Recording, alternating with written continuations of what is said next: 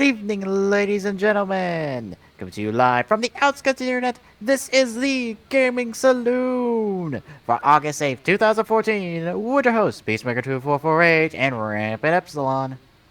Hello. We are missing a Glock because he is sick as hell. And he wanted to be here, but we sent him back to bed because I worry for his health from the sound of it. Like, it sounded like what he needs is rest, medicine, water, and not doing anything for like the next day or so. Which you know him, he'll be doing something for like the next day or so. Yeah, we'll try at least. Try. Don't Yeah. succeed ever. Yeah. All right. Ever. We're bringing back the big topic this week because of our wonderful streaming host website, Twitch, because they have made changes. Yeah. Controversial changes, mind you. And Changes that have sent some away, I have a feeling. this literally came out 2 days ago. And has been kind of an evolving thing over time. And from the looks of it, Twitch is trying to make the best of a bad situation. So we're going to be talking about that and talking about the larger issues at play here.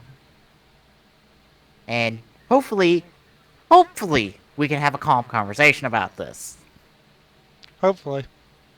And when I say that, I'm mostly speaking to anyone in chat, anyone who watches this on the archive. Don't flip the fuck out. Please. Take a deep breath. Relax. And at the very least, listen to what we have to say. Because this does not sound as bad as I think people are saying it is. Because people are flipping all sorts of shit. Pretty much saying, hey, we're going to Hitbox. Like, the most prominent person I have seen on that I have on my Twitter that looks to be going to Hitbox is Pro Jared. And he streams on Twitch occasionally. And he's a prominent YouTuber. And he's thinking of making the move to Hitbox. Granted, more so for the delay than anything. And that's one of those situations where, from what I understand, Twitch is in a... Look, there's nothing we can really do about it. We can try to minimize it at best, but because of the things we have to do, it's just what we have to do.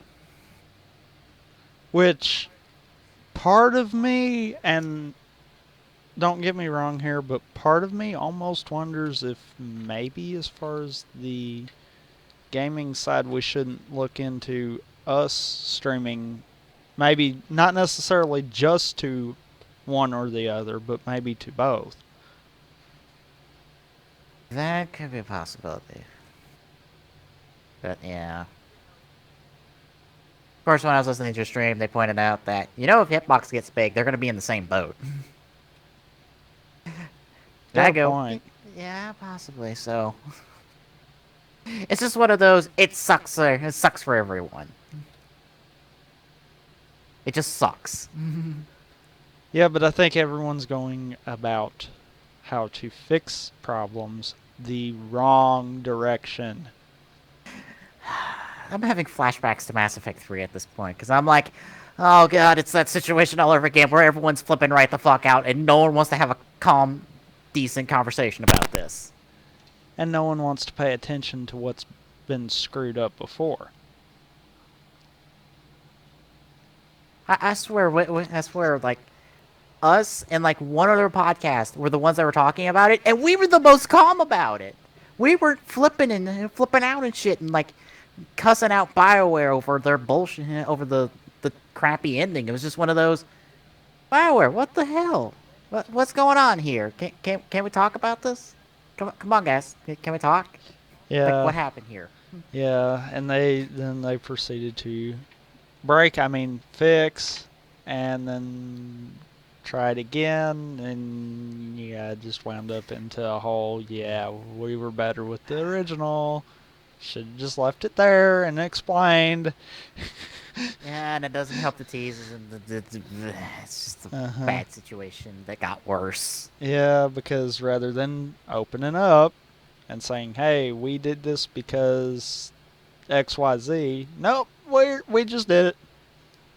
Yeah, they shut down and was like, we believe in this ending, and we're just shutting down this conversation. And like, we don't want to have this conversation. Which I'm sorry, in my opinion, I think that's going to damage them in terms of any more any more Mass Effect games. Yeah. I really do, because in the back of everyone's mind, they're going to be thinking, okay, it don't matter what I do in this game, by the end of this series, it's not going to matter. Yeah. And when people have that mindset, they're not going to want to do anything but play the last one, if they even want to do that. Yeah. And that's going to be the same thing with Twitch. Yeah. It's going to get to the point where they're going to have to do so much, and then people are just going to be like, okay, if you can't explain to us why you're having to do this, then we're just going to move on. Yeah. Like, I would be the first person to recommend the Mass Effect series to anyone that's looking for, like, a kind of a good third-person shooter with RPG elements to varying degrees depending on the game, and a good story, a good universe building, like a really solid game all around, and a solid franchise all around. I'd be the first one, and then then I'd be that Mass Effect 3 ending. And now my recommendation is play Mass Effect 1 and 2. Understand that there are problems with the ending for 3. Bear in mind that last 20 minutes of 3 will probably not be the best experience you're gonna have after, like, the last 20 hours you had in that game.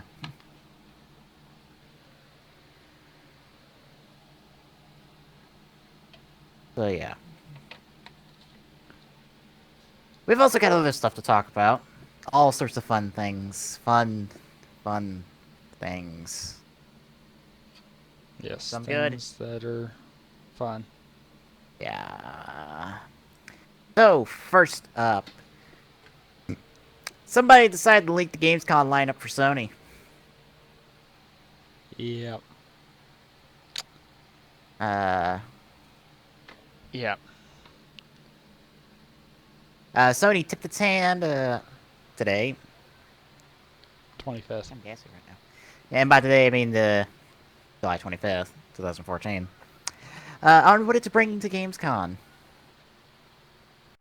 And, well, the list got deleted, but it's on the internet. It's there forever. So people were able to pretty much document everything. Literally everything. So we're gonna take a quick peek down the list, kind of point out some of the big highlights, and some of the really. Mm-hmm. Because some of it is kind of obvious, as I spotted right there. Alright, we are getting Bloodborne, which I wonder how much of Bloodborne we're gonna see. Because we had a closed doors demo, like, at E3, and that was not that long ago. So, I don't know how much of Bloodborne we'll see, besides what we've already seen. True. Never heard of Counter Spy. That sounds new. Oh god, Surgeon Simulator. You know what? Maybe Counter Spy. Have we not had enough problems out of simulation games? No, simulator games, not simulation games. True. Simulator games. True. This is its own it's its own genre right now. Everyone's because we got like simulator games all over the place now.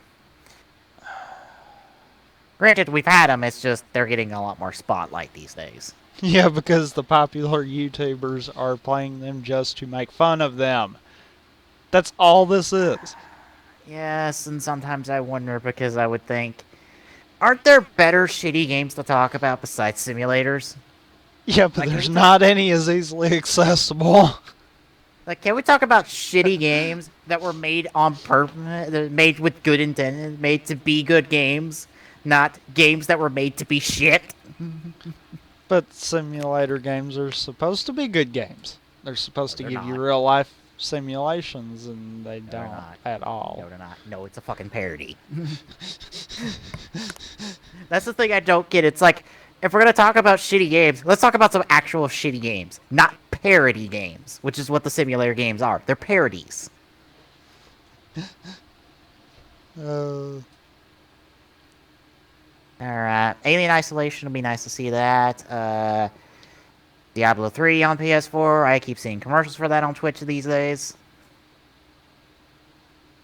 Granted, I keep getting Hearthstone commercials on Blip too. wow.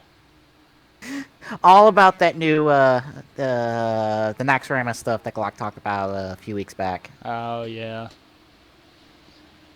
I've not touched Hearthstone since we first got into it. I don't have it installed. That's my excuse. I don't think I've got it installed anymore, actually. Guns Up, that's new. WWE and NBA 2K15. What? No, I was thinking Gamescom would be the full roster release, but I don't think it is. Of course, I know someone who's going to be in the game that's not with the company anymore. Because guess who got released like yesterday? Who? Alberto Del Rio. Oh, wow. Yeah, apparently he got in a fight with somebody and they fired his ass. Huh. Because I got off yesterday, looked, I think it was on Bleacher Report, saw that Del Rio was released, and I was like, how many would have what? Wait, who? What? Huh? Huh. Like, that's like the most high-profile releasing so far out of all the releases that have happened. Yeah, seriously. Because that's someone who's had WrestleMania, like, main events. Or at least WrestleMania spotlighting. Yeah. Let's see. That's supposed to be Assault or Azur. I would say it's supposed to be Assault. Yeah, there's an extra R there that makes things a bit weird. Yeah. Assault Android Cactus. Picks the Cat, Num Num Galaxy, Nuclear Thorn, Galaxy Z. A lot of these sound like new titles, but since they're right next to Disney Infinity 2, they sound like pretty much kind of kids' games, I would expect. They do kind of sound like that. Wonder why they have it listed as Disney Infinity 2 and not 2.0. Although it pretty much Maybe is. someone was lazy and decided not to put .0. The Hokum, Helldrivers, Destiny, although I don't know how much more we can see of Destiny. I think everyone saw more than they wanted to see of Destiny kind of deal. Because Yeah. that beta was far extensive as far as I've understood. Although apparently they did hold stuff back. Oh, no doubt.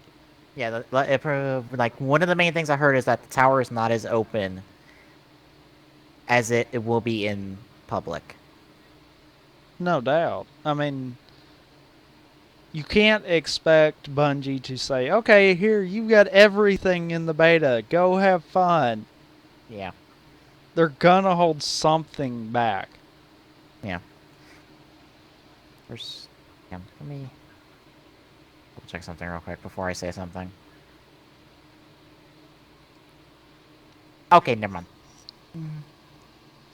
I was about to say something about like, is that in the? Oh, okay, it is. Never mind. Oh, God. You beat me to the punch. Order 1886, Last of Us Remastered, although that's already out, so I guess it's just one of those post-release bumps. Yep. Promotion. Yep. Super Exploding Zoo! Okay. I swear, hearing that, I'm hearing some. I'm thinking of some kind of screwed up Zoo Tycoon. I Oh, if it's swear, a that's parody. what I'm thinking right now. Please tell me it's a parody of a Zoo Tycoon game. That would be funny. That I would would. say. Oh God. Let's see, Minecraft on PlayStation 4 because Minecraft must be on everything except for Nintendo related consoles because fuck you, Nintendo Nintendo. sucks.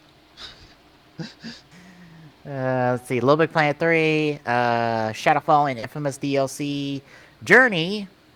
That's the new Journey game they were talking about up top.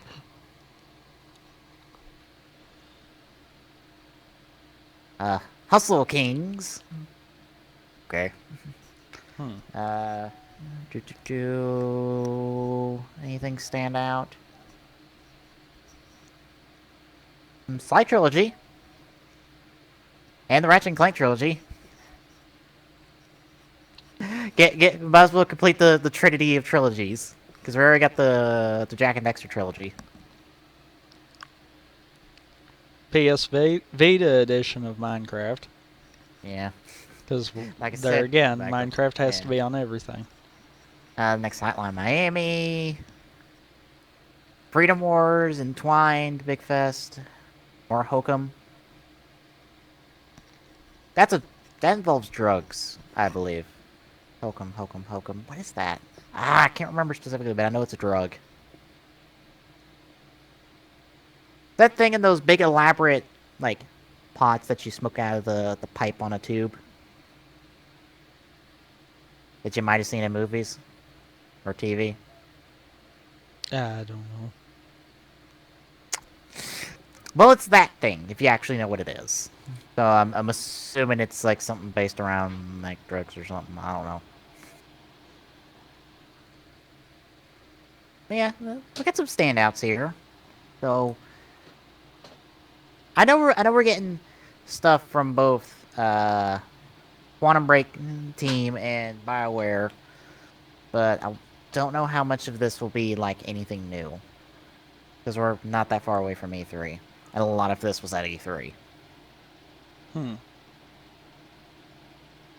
Or it's coming out in the next couple months, like Drive Club right there. That comes out in October. Which WWE 2K15 can officially suck it, as far as I'm concerned, because they decided to tease the fuck out of me. Proper career mode for your creative superstars, only on PlayStation 4 and Xbox One. Wow. I told my uncle that, and he's like, "Well, you can borrow my PlayStation 4 until Drive Club comes out," because he really wants to play Drive Club, and told him it's like Drive Club comes out 2 weeks after 2K15. So Speed run. yeah, that's what it'll come down to. So yeah, it's a nice lineup. It's just a lot of this stuff either debuted or had coverage at E3, so Yeah. not as exciting as it could be. Maybe that's why whoever posted it thought that it was alright to post it. Yeah, Maybe it was like, oh, well, they know what most of this is. We'll give them the surprise. alright. Next up, then, if we don't have any more thoughts on it, Nope. we're gonna talk a little bit Sunset Overdrive because we got customization stuff. And thank you, article on the side, for ruining the trailer, I assume. Yeah, pretty much, yeah. Not, well, kind of. The video Is there? actually does go into telling you a lot more about the customization and how they came about doing it. But the title of the article involves a kangaroo codpiece. Yeah, and it literally has a kind of a mention and a show off kind of deal at the end of the video, and that's kind of it. You know what's funny? What? When I went and saw Guardians this past last weekend, They were doing the whole pre-trailer commercials things. Mm-hmm. Guess which one? Guess one of the things I saw. What? Sunset Overdrive. And it was essentially them just going, it's like, hey, our game's awesome, and just showing off a whole bunch of cool stuff from it. And Insomniac's very classic sense of comedy, or sense of humor. But the one thing that bugged me is, at the end, when it was this whole, like, this thing showed you this, and this, they said, Sunset Overdrive brought to you by Xbox. Or Xbox brought you Sunset Overdrive. Wow. And I'm like, I want to smack someone because that is dumb. First of all, Xbox is not a company, it's a brand. Second of all, at least recognize Insomniac Games for doing this. I know they're not as mainstream as Microsoft. But when the entire trailer is Insomniac people talking about it, and you're like, Xbox brought you your first look at Sunset Overdrive. Wow. I want to smack somebody, because I'm like, these boys, they did this all on their... They did this entire commercial with people from their staff. This is people on their staff doing this. Come on. At least give Insomniac some credit. Should be like Microsoft and Insomniac Games brings you your first look at Sunset Overdrive, but that's me being nitpickery because that kind of shit bugs me. Because Xbox is not a brand. It is a brand. Xbox is not a company. PlayStation is not a company. Wii U is not a company. They're brands. They're consoles. They're hardware. They don't bring you anything. They play shit.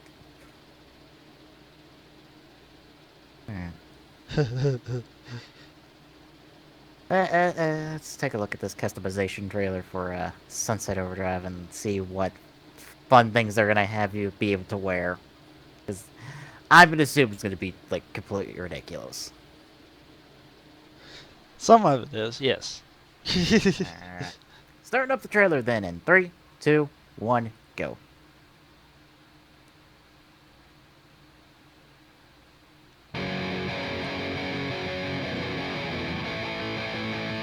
We sort of said from the beginning of Sunset Overdrive, what would happen if societal norms were stripped away? Would we become creative like Burning Man, or would we become something oppressive like Lord of the Flies? When Marcus and I were first working on our pitch for Sunset Overdrive, one of the things we focused on a lot was these different fashion trends and just people dressing in odd ways. We had a huge collection of all these different ideas of like mods and rockers and just all kinds of crazy different fashion eras, and we handed those to Jacinda, and thank goodness she pared them down to something reasonable and doable. We started taking all the fashion reference they gave us. So what you're saying is we're just gonna go all over the place with fashion. Mainstream fashion is basically anything that a normal person would wear.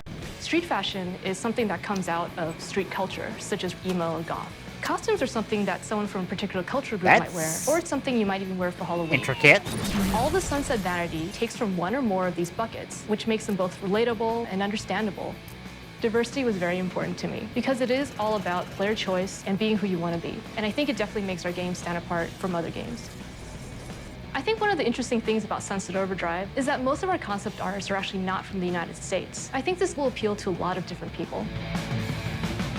My team takes concepts from Vasily, our concept artist over in Russia. We wanted to embrace a bunch of different archetypes that you would see in pop culture and mash them together to create our own look. And Sunset Overdrive, wait, was that a Poro? That looked like a Poro. That includes different races, different body types, big and small, and different genders. We have outfits that are meant to be together, and you can get them as presets in the game. You can combine all the different pieces to make exactly what you want. So if you get your Day of the Dead face paint, you can combine that with your wrestling pants, your chainmail shirt, and your cowboy boots. Every item that you unlock, because who wants epic physics consistency applied to or it as well. themes? So when you're running around the world, we really want you to feel like it's alive. Clothes sort of provide people's most obvious identity and can even act as masks. So it's really important to me and Marcus that vanity stay as just a purely vanity element, that we didn't attach RPG stats or any other bonuses to it. And it was something that was a really big fight around the studio. Marcus and I just had to stand firm and say, you know, it's really important to this game that players be able to wear whatever they want to wear to express themselves. Which I think that's I like unique the right hairstyles, there. especially the creepy Yeah. 80s metal band style. I just like the way it looks I moving around. think I just when saw you're a doing nod to traversal in Infamous Sunset right City. there. I would say that my favorite of Does it all look time like you had the is cattle that we can prod be a from, luchador given the right Infamous right combination. there. I mean, any chance to actually be a luchador running around Sunset City is pretty amazing. One of my favorite vanity items is the bunny ears. It's so absurd and weird. It just feels good running around with tall bunny ears. I don't know why I don't wear them all the time. For items that I You really can't think really bunny believe ears that are in, the most ridiculous thing you we do brought to have this? a physics-based kangaroo head strapped to your crotch and nothing else. Oh, the kangaroo codpiece. Early on when we were pitching the game, Drew had used in a reference that he would be wearing nothing but a kangaroo codpiece. We knew we wanted it to be really different and really stylized and pretty out there. And it just seems so absurd. love but that they we actually started gave it pitching that way, physics. and every pitch we did, we would talk about the kangaroo codpiece. I have think to it was wonder, one of the first how did things you that can process look at go? Or talk about and be like, now that is Sunset Overdrive.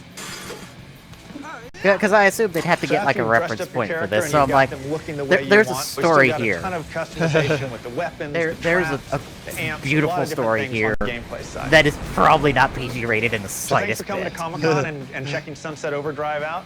Hope you pick it up on October 28th and let your freak flag fly high.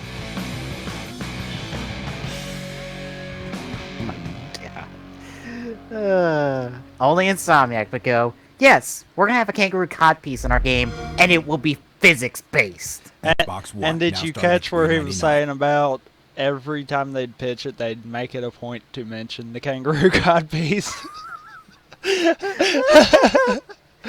It's like, holy shit. Sometimes I wonder. Sometimes I wonder, what does a creative meeting in Insomniac just sound like? Because I have to wonder. It's like there are gonna be ideas thrown out there. They're gonna be just off the wall. But it's probably not gonna be the weirdest thing they say. No.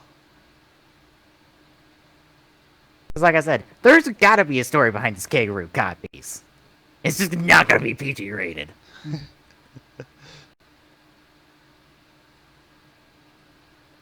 I do like that they're just going like, look, clothing is completely appearance. There's nothing statistic to it. Have fun. And that If is you want- something that is highly unique. Yeah. Because a game like that, I would have been full expecting that the clothing would have something to do with some of your stats. Yeah. But no, you can go around with your codpiece, and it won't change a thing.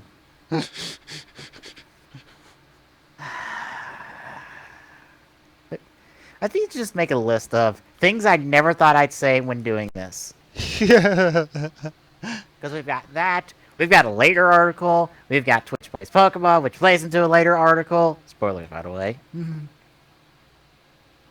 There's Game Journalism Simulator. I have to make a list of that, just to be like, for anyone who wants to do a show like this, expect something along these lines that you'll have to actually say and be at least halfway serious about in your conversation. Halfway. Yes. There's no way you can be serious when you're talking about a kangaroo codpiece. That has There's physics. no way to keep a straight face while saying that word. I can't keep a straight face. You can't see me because I'll have a camera on, but I can't keep a straight face. Oh god. I Just love when you Insomniac. think they can't do anything more crazy, they do it. I love Insomniac. They're a company that understands we're making games. We're making fun games. It's our job. We want to have fun, but we know how to make a game really enjoyable. That would be one of those if I was in the industry as far as making games, I definitely would want to be part of their team. Because Yeah. they know what they're doing. Yeah. And you know what they also did recently? I think I got it on Twitter. Insomniac came out and talked about their hiring process even. Really? And pretty much, yeah. They even said what to not do, which was do not apply for a job that you're not qualified for. I forgot who it was from HR, but but the person went on to describe. It's like I've had people apply for an art position and they have no credit, no skills for the process. That's not what their resume says they are qualified for. Really? Yeah. Wow. They've had people use the same resume and apply for multiple open positions for Insomniac. And wow. you know what to do if they deny your resume?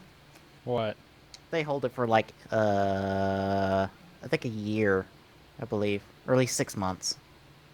They hold your resume for 6 months and don't look at it for any other job. Huh. It's one of those things of Insomniac goes, look, we have a job position. We're looking for someone who's actually qualified for the job, someone who does not want to get in the company off a job he's not qualified for. Well, So please. I can understand that because, okay, you're hired in for, say, animation. Yeah. If you don't know the first fucking thing about animation, what good are you going to be? That's one of those that sometimes I see the point there, Yeah. but I find it completely hilarious that they will do that.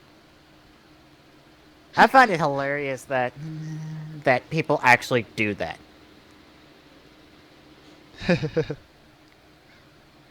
I'm just thinking,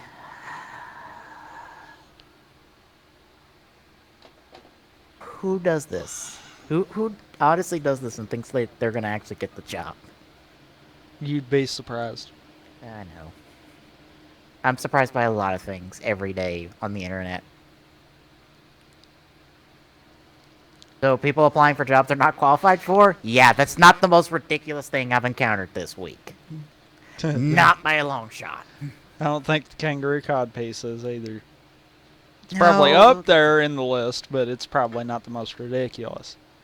No, we're gonna get to the thing. But yeah. Next up then, if we don't have any other thoughts on Sunset Overdrive. Nope. Who wants Payday for free? Not me, since I already have it.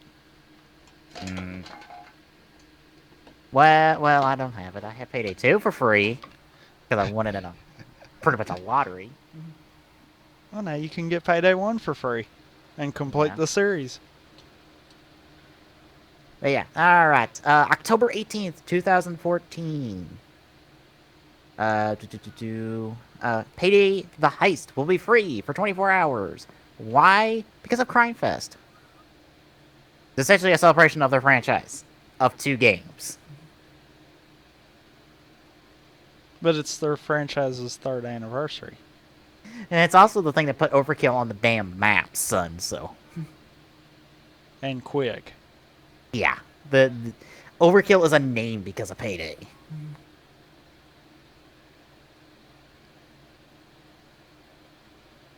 Yeah, they're celebrating Crime Fest, which pretty much means they have all this stuff they are pretty much giving away if you join the Steam group.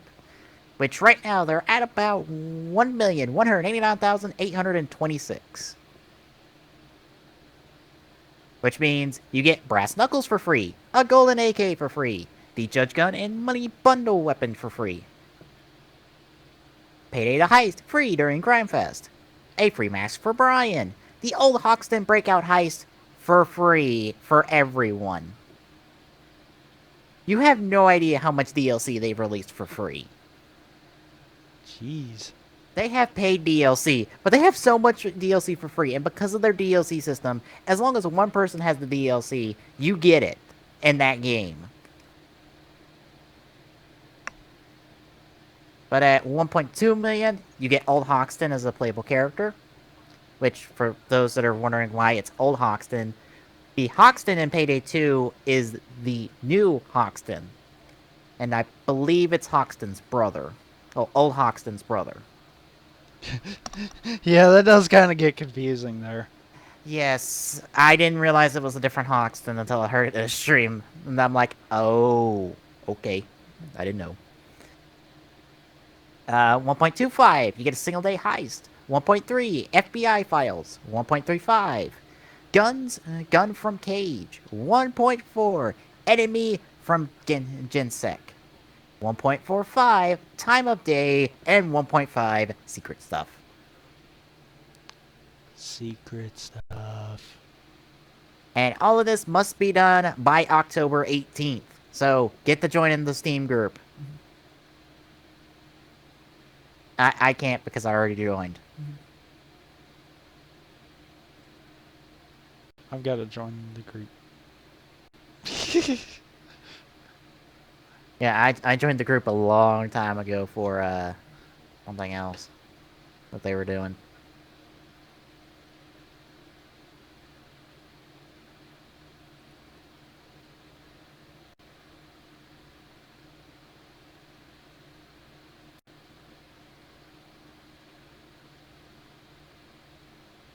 So yeah, the Overkill going, hey, if you can get 1.5, you're doing all this stuff. Have fun. So yeah, I have to applaud Overkill. They're making like free DLC really work for them. Yeah. Because they're getting people to hop in on the game, hop in on this franchise. So much fun stuff. All right. Any other thoughts before we move on? No. All right, to the next up.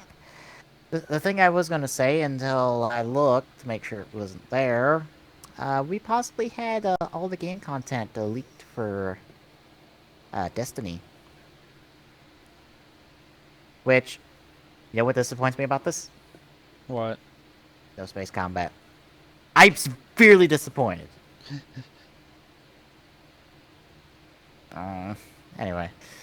So, kind of going a rundown of what we got off of this, which this may or may not be true. Take it with a grain of salt.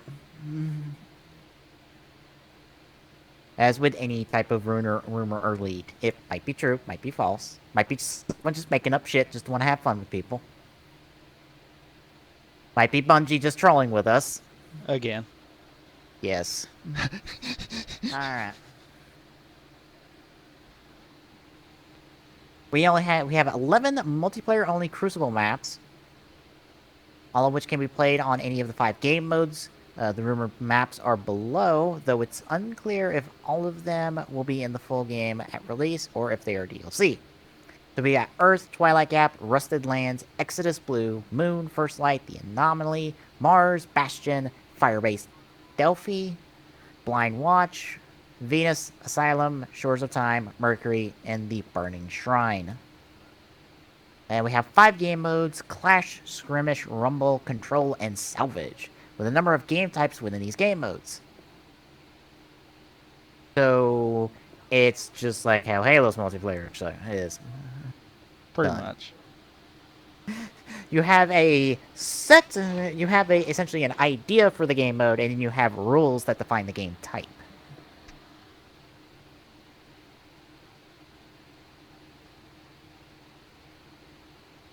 Yeah, another mark of Halo on Destiny. But actually, if you think about it, what 343's done with Halo's multiplayer is completely went against what the Halo multiplayer started. And was what set it apart from everyone else. So maybe this is Bungie's way of saying, okay, we realized what worked the first time, we're going to kind of stick closer to that this time. Yeah. Because even Bungie kind of got away from it even when they got to Reach. Yeah. There's a way to provide a variety of gameplay with the least amount of content in a weird sort of way.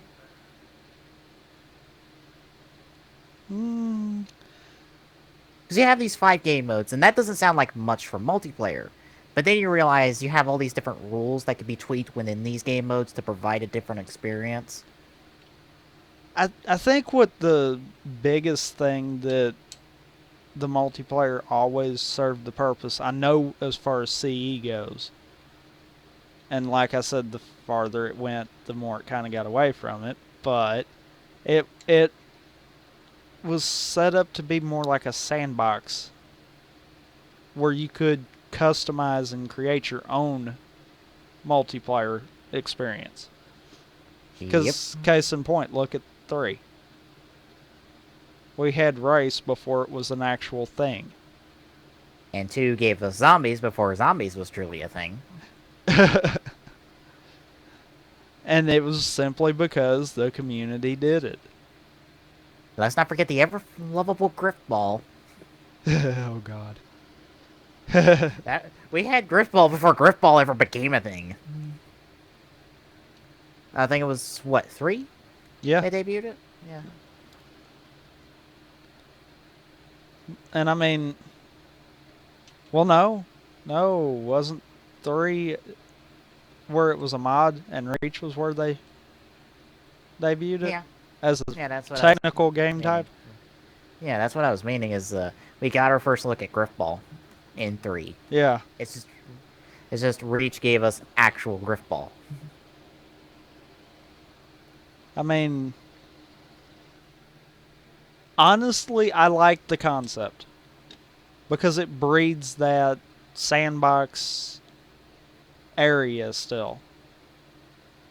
And quite frankly, look at how Minecraft took off because of its sandbox abilities. Yep. Obviously, sandbox thoughts work. Yeah. Alright. We also have 32 story missions, 23 of them being known to us. I was surprised to see that figure.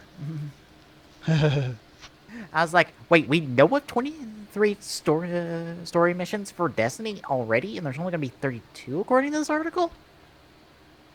That's letting a lot go. Yeah, they let a lot. Which, that was something I think they were aiming for with the beta. Yeah. And the reason I say that is because we already know there's one expansion for it.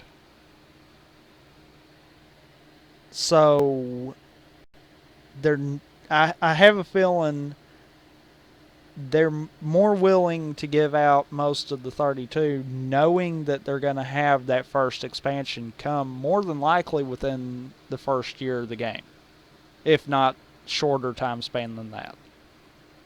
So what you're saying is Destiny's going to become like the next Halo. Or not the next Halo, the next World of Warcraft in that aspect. Essentially, yeah. Which, quite frankly, I think it could do World of Warcraft better. Well, look how old World of Warcraft is, and like how many expansions it's had since then. Yeah. Like World of Warcraft hasn't had a true sequel ever since launch. And it's always kind of looked the same. I think until Cataclysm, which I think gave it a visual update. Which, you look, that's what they can do better with Destiny. They could run Destiny for 3-4 years, just giving it expansions, and then during that length of time be working on a new graphical engine to give it a updated look. And then technically when we would get Destiny 2, quote unquote, it would really just serve us more as an expansion as opposed to a brand new game. Yeah. Alright, and our final bit of information, 15 unique strike missions spread across Nightfall, Normal, and Vanguard, with multiple missions repeating at higher level increments to fill out 23 total strike missions. And the 32 story missions, they're split between the level progression of planets moving from Earth to the Moon, and the Reef, which is the asteroid, which everyone seems to forget, to Venus, and finally to Mars. And kind of an odd bounce. Yeah. I say that because it was back in 5th grade. We did science projects where we did solar systems. I was the only one who put in a representation of the asteroid belt in mine. What? I was being accurate. We can't forget that big old belt of asteroids that's out there. Sure we can. Granted, if I wanted to be more accurate, I would surround everything with all these floating asteroids and junk, because there's a lot of that shit out there. Like, a lot to where NASA is developing plans to land spacecraft on asteroids in order to safely, like, either move them or detonate them. Like, this is an actual thing they're planning on. And it's also how they're testing their new spacecraft. Which, I was talking to one of my teachers, because this was when I was in Florida for a convention. I was talking to one of my teachers, who was also my advisor, about that, and they're like, why would they do that? And I kind of point out, you do realize shooting a missile at an asteroid is probably not the best idea, right? Because just think about it. What's going to happen if you hit a missile with an asteroid? Or hit an asteroid with a missile? You get big old chunks of asteroid. So instead of one big piece of rock hitting the Earth, you have several medium to small pieces of rock hitting the Earth, which could do just as much damage, collectively. Yeah. So this is a better option, because we don't want to blow up the asteroid. And also, you have to ask the question of, what if it's something that's too big to blow up? I know we're getting into Armageddon movie logic here, but what if it is too big to blow up? Then get a bigger missile. I know. Call Chief in. Yeah. We'll have him hand deliver a damn bomb for it. He'll do it. He's that crazy. Yeah. Alright. Any other thoughts on all this wonderful Destiny information that may or may not be true? The only thing I'm thinking of is, I wonder what they're exactly meaning as far as level progression of planets. Is it going to be like space linear combat, or is it kind of just going to be you're going to do a mission leading into it and a mission coming out of it? I just know that there's no hint of space combat there, and that makes me go, oh. Because, quite frankly, I would think it would be awesome to have just a linear aircraft kind of concept. Yeah. I want some Star Fox, like some brand new Star Fox gameplay, damn it. Alright. Alright, then. Next up, we'll take a little break from gaming to talk about something gaming related. This is something that debuted at Comic-Con that I don't think we got a chance to talk about. This is a Batman design from Tetsuya Nomura, who, if you don't know who he is, he's kind of the main design guy for Final Fantasy and Kingdom Hearts. Like, he's the guy behind the designs for Final Fantasy VII, just about everything from Kingdom Hearts, and several other Final Fantasy games. So, this is his kind of take on Batman. And, this thing. This, wow.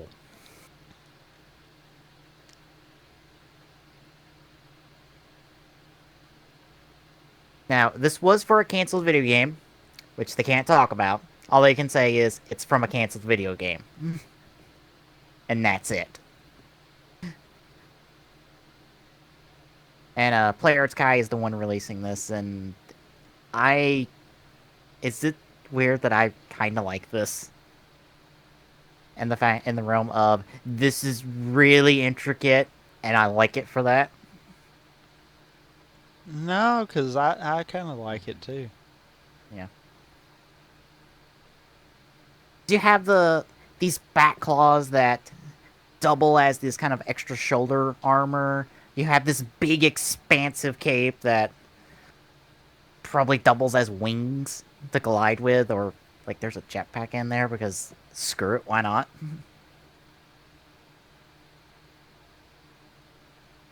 You got this very very armored look for Batman. Yeah, like more of a robotic kind of feel to it. Yeah, and it's almost all black. Like, it's got various kind of shades of black.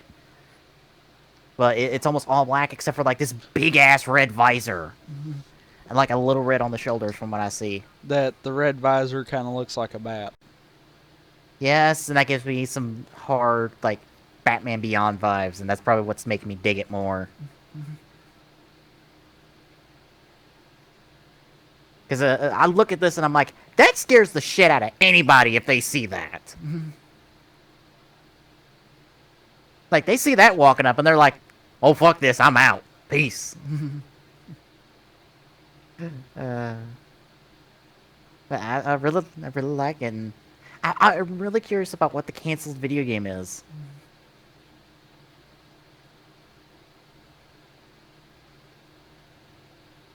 Yeah, that would be kind of neat to see what the canceled video game was supposed to be. Yeah.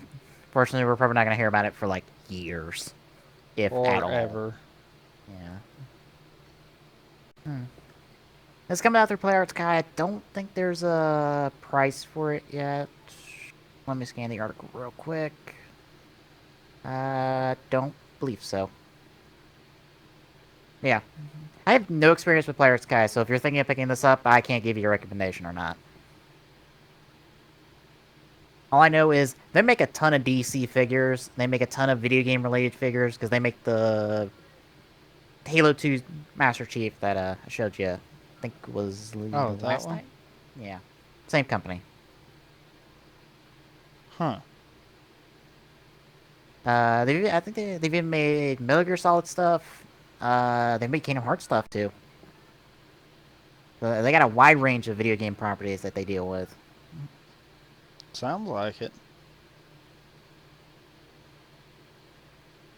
Alright. Next up, another quick short one, if we have no other thoughts. No, we can move on. Alright. Tekken Cross Street Fighter is not canceled. Now, for those of you wondering what the hell this is, way back when, we had two game announcements happen at the same time. We had Street Fighter Cross Tekken and Tekken Cross Street Fighter. Now, we've had Street Fighter Cross Tekken for years now.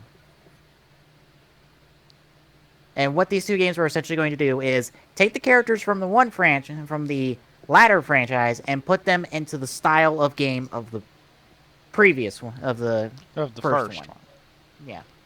So you had Tekken characters at a very Street Fighter style game, and that was Street Fighter Cross Tekken. Now, Tekken Cross Street Fighter is supposed to be the Street Fighter characters and a Tekken-like game along with the Tekken characters that you know and love. Which I have no real good knowledge with, so I can't say who. Well, I think one of them is a bear. Literally. Yeah. Tekken 3. And yeah, you have... I've played a little bit. I think you have, like, Yoshimitsu from Soul Calibur, and that's where he comes from in the Soul Calibur games. He's from the Tekken games, I think. I think you're right on that. Which I found very odd, because I was like, huh? Because he doesn't seem like a guest character because he's in all of them. So yeah, it's not canceled. If any of you were really excited about this game and was like, where is it at? Where is it at? Well, here's your answer. It's not canceled. And it's still in development and is moving forward with all the other projects being created. It needs its own spotlight. It isn't canceled, so please relax. And this comes from Katsushiro Harada, Tekken series producer. So, don't worry. It will come in like 8 years. You don't know that. What would be your guess then? I don't know. Okay.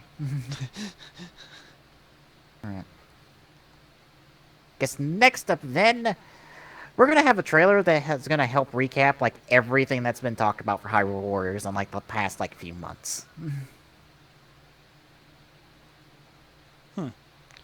Because there have been a lot of character announcements. Like a lot of character announcements. And a lot of stuff talked of, and a lot of other things announced.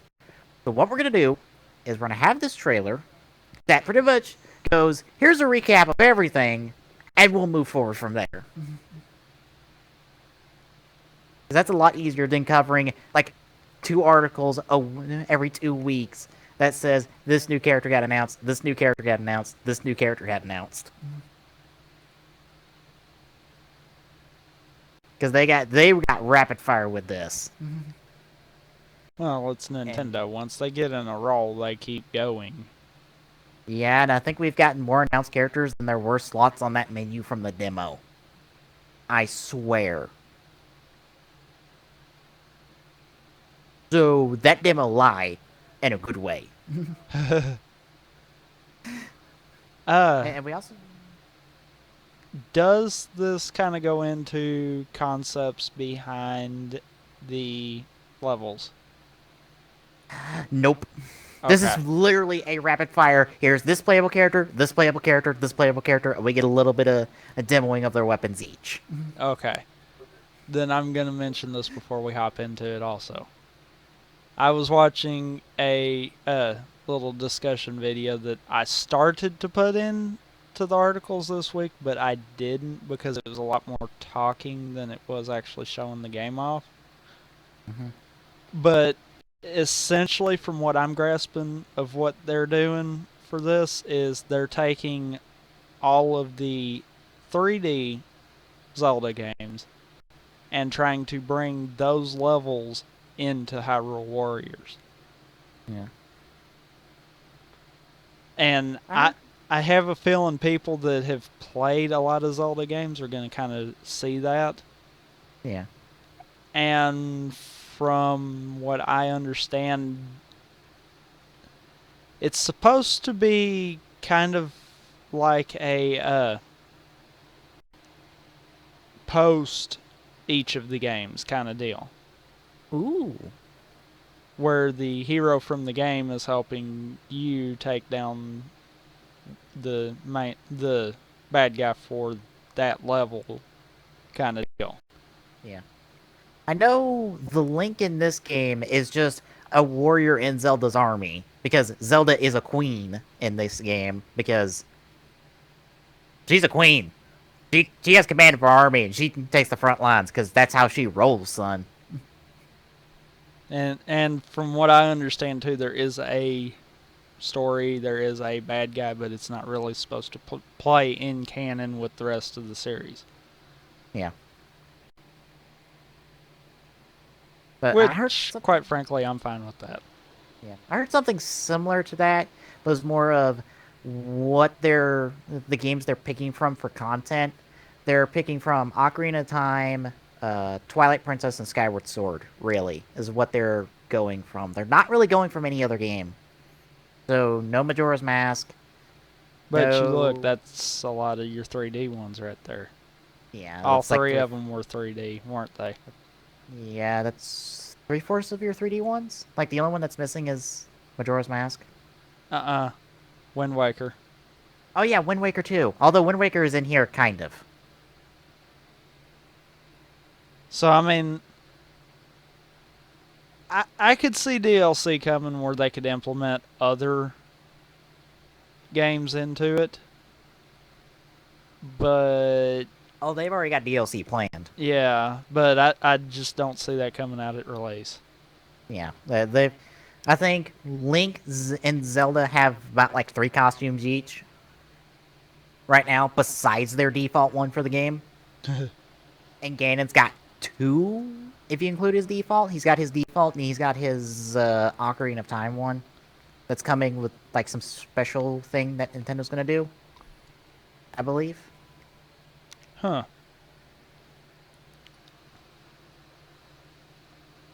So you're getting like all sorts of different costumes for Zelda and for Link and for Ganon, and I'm gonna assume for like other characters too. Like this will be a thing.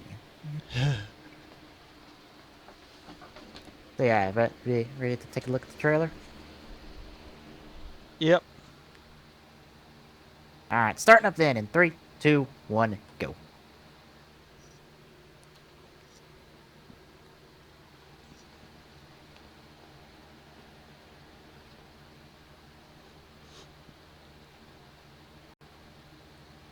I bet some people freaked out about that for a second.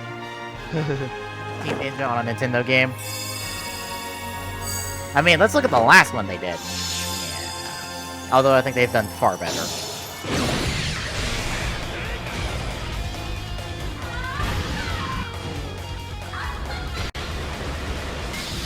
Heads up!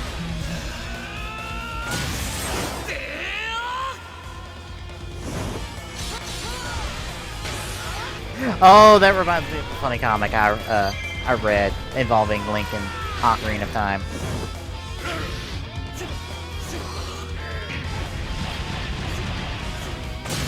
Zelda sends Link back in time to relive his childhood properly, and Zelda's comforted with well, I'll always remember him saying, "Hurt, sir, how did you for?"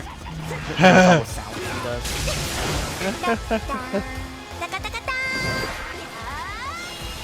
Now, these two, I believe, are created for the game. If I remember correctly. And then you have Sheik, who's just Zelda in disguise. But it's a different character because... Yeah, but it's a different Zelda. Yeah. Wait, it is? The way I understood, that's what they kind of broke it down into. That it has to be a different Zelda. Because obviously Zelda can't be in two places at once. Yeah. Then you get Dronian, Ruto, and I think there's somebody else from Ocarina of Time. I assume these characters from Ocarina of Time. I had no experience with Ocarina of Time. Or really any Zelda. Then we got Midna from Twilight Princess is playable. Xanth, the main bad guy from Twilight Princess, is also playable. I'm not kidding. Agatha from Twilight Princess as well.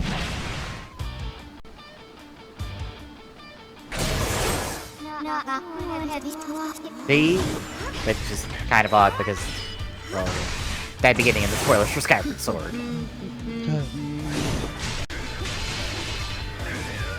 Main bad guy from Twilight Princess. Zelda from, well, this game.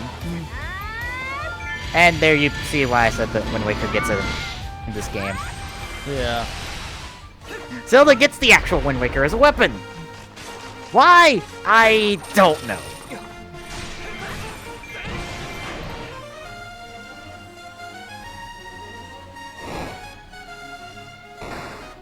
And you get to play the original Legend of Zelda, I guess? Probably mini game. Yeah.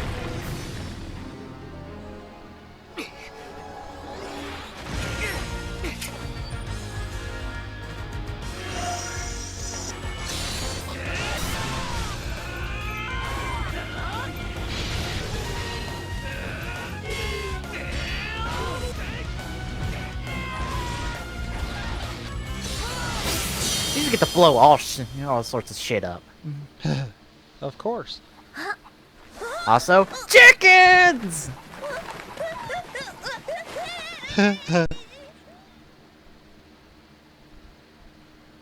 Now, the only character that this misses out on, as far as I'm aware of, is Ganon is playable.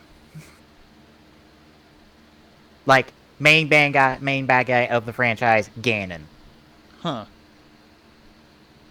That's the only character it misses.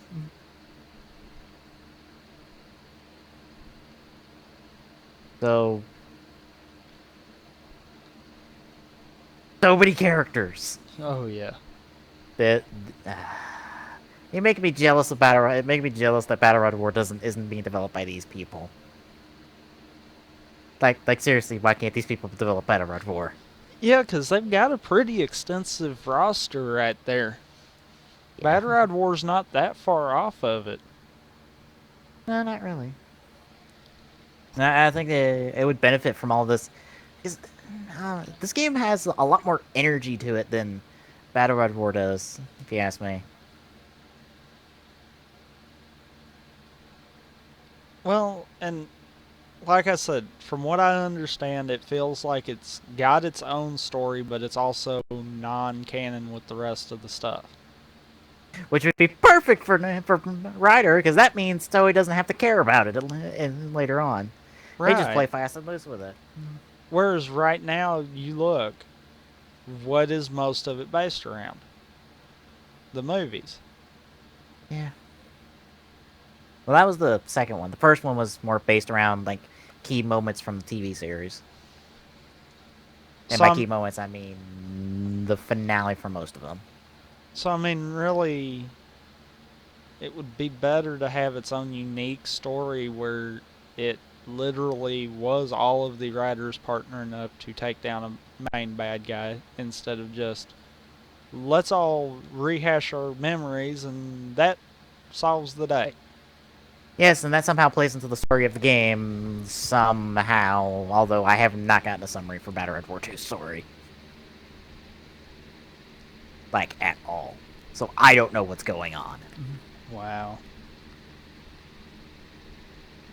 I think it kind of comes down to people probably don't care about it that much. Alright. We shall move on then to Assassin's Creed Rogue. Now, this was initially leaked and then fully announced because Ubisoft decided, you know what, if it's leaked, we're just going to throw the trailer up officially. And Game Informer's next cover story will be this game. So, I'll bring you details because I get Game Informer.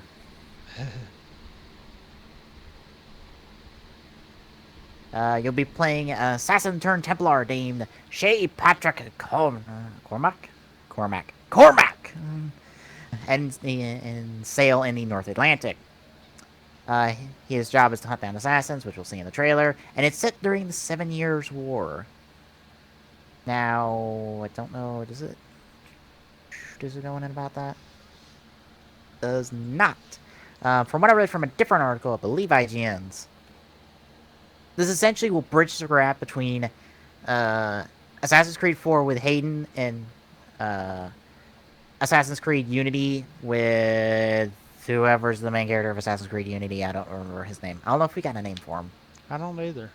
I think we did, but I forgot it. But it'll kind of be the bridge between these two games. So, playing into both. So, in case you're curious how this fits into the whole overall Assassin's timeline. As we crawl towards modern times. Literally. Yeah. But we'll take a look at the official trailer then. If I don't scroll all over the place. Because my mouse was held on there for some reason. You ready? Yep. Take a look at the official Assassin's Creed Rogue trailer in 3, 2, 1, go. Peggy 18.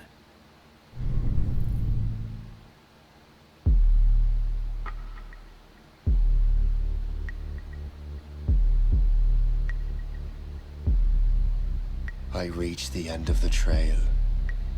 The air is still, and I am a hunter. The hunt has led me to the forgotten edges of this world. Seasons pass, drawing me deeper into the darkness, where I have found the truth. That my redemption is found in ashes. That I must burn away the past to set things right.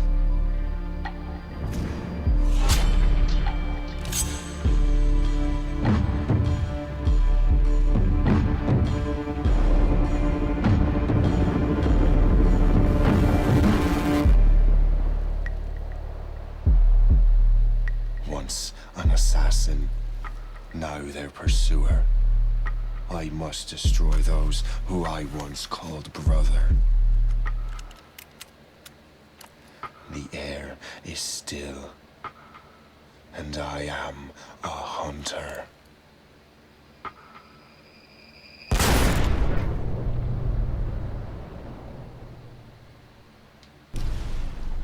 Huh. Well, he's poetic at least.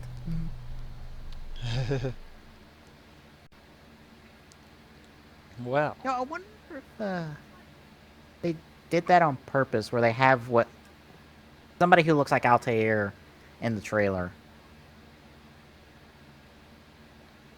Probably. It does look kind of like that.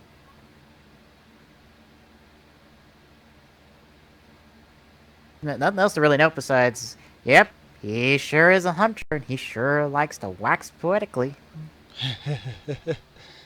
Also, it is cold as shit up there. Obviously. Gotta be really layered to be kind of standing out there holding that gun steady. Or just be used to the cold. That too. Alright, then.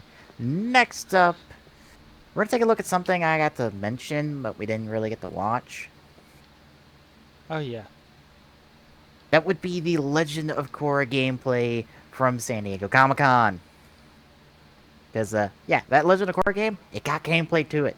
We didn't get a chance to look at this, and it looks cool. The only downside is, since Legend of Korra is now just on Nickelodeon, that might cause this game to not sell as well as it could. I don't know. I've seen people more suggest importantly, Nick.com. that. Yeah. Which I'll probably check out the new episode after the stream. Same here. It may be bad, but I've kind of hopped in on this last season and caught up with that part of it anyhow. So, yeah, I still don't know the whole details of Book 2 and, like, most of 1, but, yeah. I feel like I'm not as lost, so...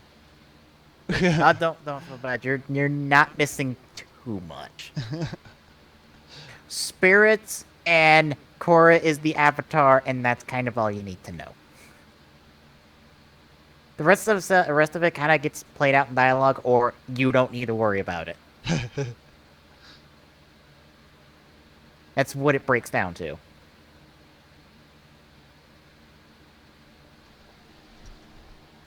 But, God, this is going to look... Uh, yeah, this is going to be awesome. Platinum, you just are one of the best companies ever. Talk about a company that needs to go in hand with Battle Rod War. Talk about a company that just needs to get a hold of anything they can get a hold of. Oh my god. Alright, let's take a look at the 15... well, at least the 3 minutes that we get to look at in 3, 2, 1, go. Guys, we get an intro from Destructoid. Hey folks, Bill here for Destructoid.com, and I want to talk to you about Platinum's new Legend of Korra game. We just got like a 15-minute chunk of gameplay for that, and it looks fucking dope. So things that I've gathered from this gameplay video, I should start out by saying that the only Platinum game I'm super familiar with is Metal Gear Rising, so I can really only compare it to that. But you have the 4 elements, which do different combos, and they have different abilities. Like the water element, you can like shoot icicles at dudes and like form like a water sphere. And then like air elemental, you can do the air scooter thing around, which is really cool. Oh, some that things is that I know that are awesome. similar to Metal Gear Rising. That's a nice reference to the counter original attack, series. like QTE abilities. So like at one point in the video, Korra's fighting one of those mecha tank things, and she does a counter, and it opens up this QTE window, like when Raiden went into Blade mode in Rising. And so you pull off the QTEs, and then it disables the guy for a while, so you can beat him up. So that was pretty cool. At one point, she does a finishing move on this mecha tank. It's like this fire combo. It's like 30 hits, and it's all super fast and badass. Legend of Korra doesn't seem as dependent on defensive reaction abilities like Metal Gear Rising was. That was kind of the big complaint everyone had with Rising. Was like, oh, blocking's hard. I don't get it. This game's bad. which it wasn't. It was great. Anyway, they have made Okay, this I a like little that bit comment. simpler because it is a kids game. Actually, in the video, you see the difficulty options. So there's casual, normal, and hardcore.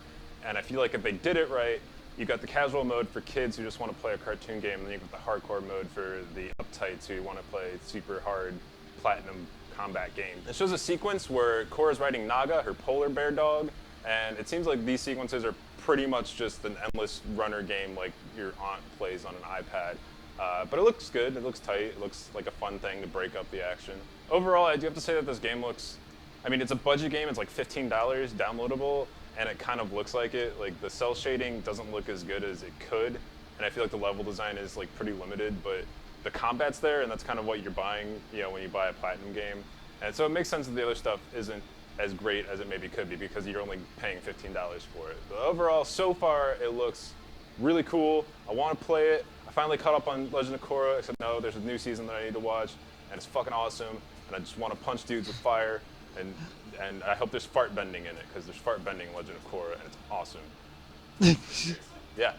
Once again, this Legend of Korra game is coming to both Xboxes and don't both remember PlayStations that, and PC but I as a might be downloadable title, wrong. so probably sometime this fall. There's not a specific date for it yet. And there's also still a 3DS, like, related game that's going to be like a turn-based RPG, but it's made by a different developer, and I'm not holding out too much hope for that one. I'm more focused on this Platinum game. I want to know what you guys wish you could bend. I mean, they've done lightning bending and blood bending and metal bending and now fart bending. I really just wish I could bend farts. What do you guys wish you could bend? I'm Bill Zoker. Get bent, everybody. But yeah, this game looks awesome. An additional detail he didn't get to touch upon is, I believe this game is set between Book 2 and Book 3. I believe. I could be wrong there. But I think that's what it's going to be. Okay, so then if that's the case, that makes sense for the 4. Yeah. Because a post-Book 3 would include an extra bending ability she has now. Which she only gets to use for, like, certain instances. Yeah. And technically it would involve, like, 6. She gets 2. True. But yeah. Legend of Korra, $15, arcade game. Yay! Fun. This makes me want to go, I should probably play Lego Rising Revengeance. Which, you know what's going to be bad if I do that? What? That'd be my first Metal Gear game. Really? Yes. Wow. Have I ever mentioned that some of those big popular franchises I've never touched? Wow. I know. Like that, we have Metal Gear, let's see, Metal Gear, we have Final Fantasy, we have Legend of Zelda, we have, what else? I'm trying to think of something else. Can't think of anything else offhand right now. But yeah, that's kind of 3 big ones. I'm a terrible gamer. Alright. Guess next up then, we're gonna be talking about some EA stuff. Oh god, more EA. This would be the point where we should queue up the whole March of the Empire song, but we don't want to get in trouble. Yeah, we might get muted on Twitch. Yeah, at least for this segment. EA announces $5 a month Xbox One subscription program. It gives you unlimited access to games. With an update, because I believe this is after it mentioned a certain key feature I was seeing. Let's see. For $5 a month, $30 for a year. You get endless access to The Vault, a collection of digital EA games. Available today as of July 29th. In beta for some users with a wider launch plan to arrive soon. Current games in the vault are FIFA 14, Madden NFL 25, Peggle 2, and Battlefield 4. AKA that shit that got released like last year and the year before. More titles will be added soon, EA says, pointing out that you're getting access to more than $100 worth of games for $5 a month. So we're going WWE Network approach, where we're giving you more content than you're actually paying for. Pretty much, yeah. Because you get more than that $9.99 a month with EA. Or with WWE. Especially when you account for pay-per-views. Let alone all of the archival content. Which has been fun since I've been listening to Integral Wrestling Chronicles. I'm gonna name drop them. Because they're doing WrestleMania 21 podcast right now. Which sounds like fun. Let's see. According to EA, you have unlimited access to the 4 games during the beta. It is unclear if the same unlimited nature of the service will apply when the service rolls out in full later on.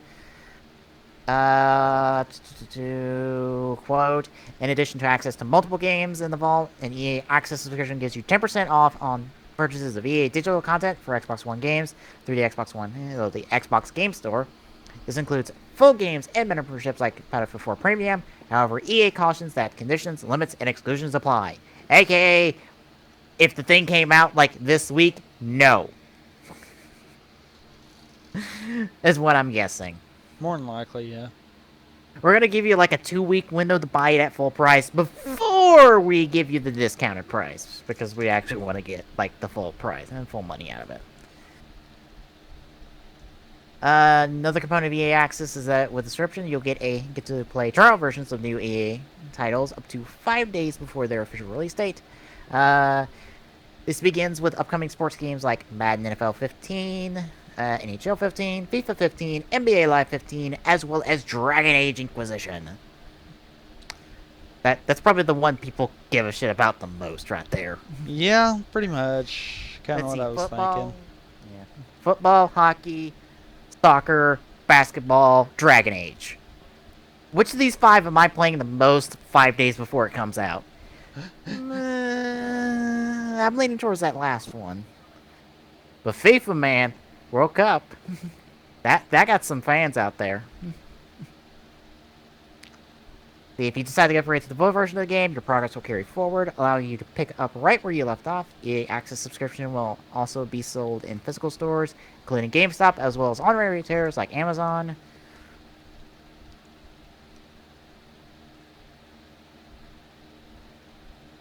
And for the updated details,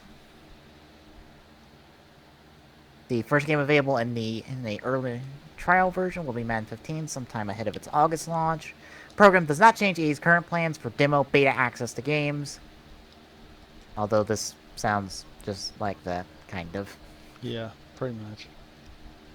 Digital content such as DLC and maps will be sold separately, but at a $10 discount, an EA representative clarified. Once you purchase any DLC, it is yours to own, even if your membership lapses. All your progress is retained, so we're not gonna fuck you if your membership lapses on DLC. Games will be downloaded, not streamed. Your game progress is also saved by the system, so the EA representative says even if you lapse as a member and then decide to come back, you're able to pick up where you left off. Once again, something else they failed to mention in that whole thing I noticed. Undoubtedly, this EA Access membership that they have works separately from Xbox Live. So you have to pay your Xbox Live membership plus $5 a month in order to utilize the multiplayer. I would assume you could get the EA Access and have a silver account and still be able to download, because even a silver account has access to download and purchase content. So I think the multiplayer would be the big thing to kick out on that one. Yeah, so essentially you have to tack on that membership cost on top of your current Xbox Live Gold membership. Which, all I'm going to say is, looking back at a game that I was in for a while, Phantasy Star Universe, having its monthly subscription. I didn't really mind when I was playing it, but what happens when you quit playing EA games for a little bit? Your membership lapses. And I'm kind of going to wonder if some of those little terms and all that deal with that 10% discount kind of sends a signal like you've got to be a member for X amount of months before you can get the discount. You know, kind of, we're going to get our money out of you first and then you get the discount. Yeah, that would fall in line with how WWE has well, it's $9.99 a month. You have a 6-month, you essentially sign a 6-month contract that says you're paying for 6 months. You just won't pay for 6 months in advance. Which I think they're going to introduce like a 3-month contract thing, essentially. It's not contract. It's not contract. It's not contracting, but it's essentially a contract. Technically, it is. Yeah. You sign the terms of agreement when you make an account, so. Yeah, it's just they don't use the word contract. It's I don't know what word they use, but it's what it is. So yeah,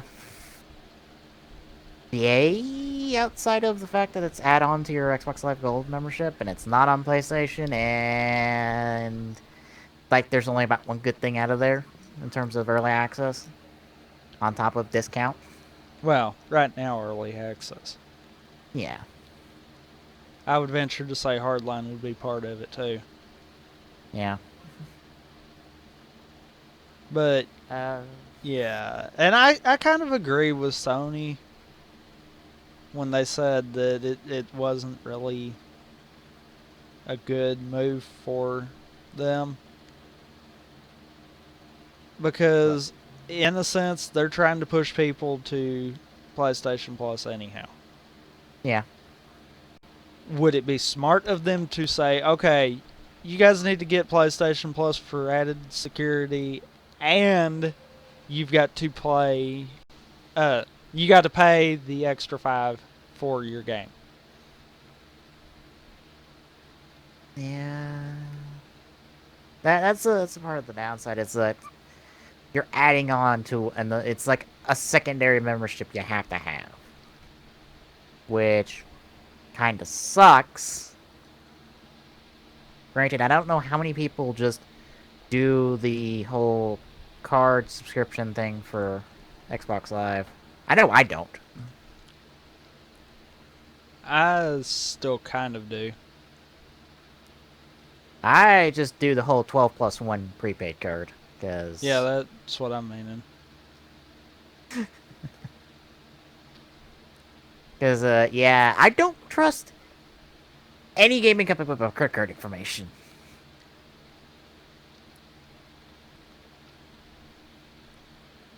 It's not... I don't know. Personally, I don't feel like EA's got a strong enough game library to justify $5 a month. Yeah, that's what I'm thinking mostly. It's like a lot of this is sports titles, and the biggest sports title I care about is a WWE game, which you don't do. So, you know, something that I just thought about. What? And I'm impressed that Microsoft hasn't thought about it. Why not do something like EA's wanting to do, but on a larger scale?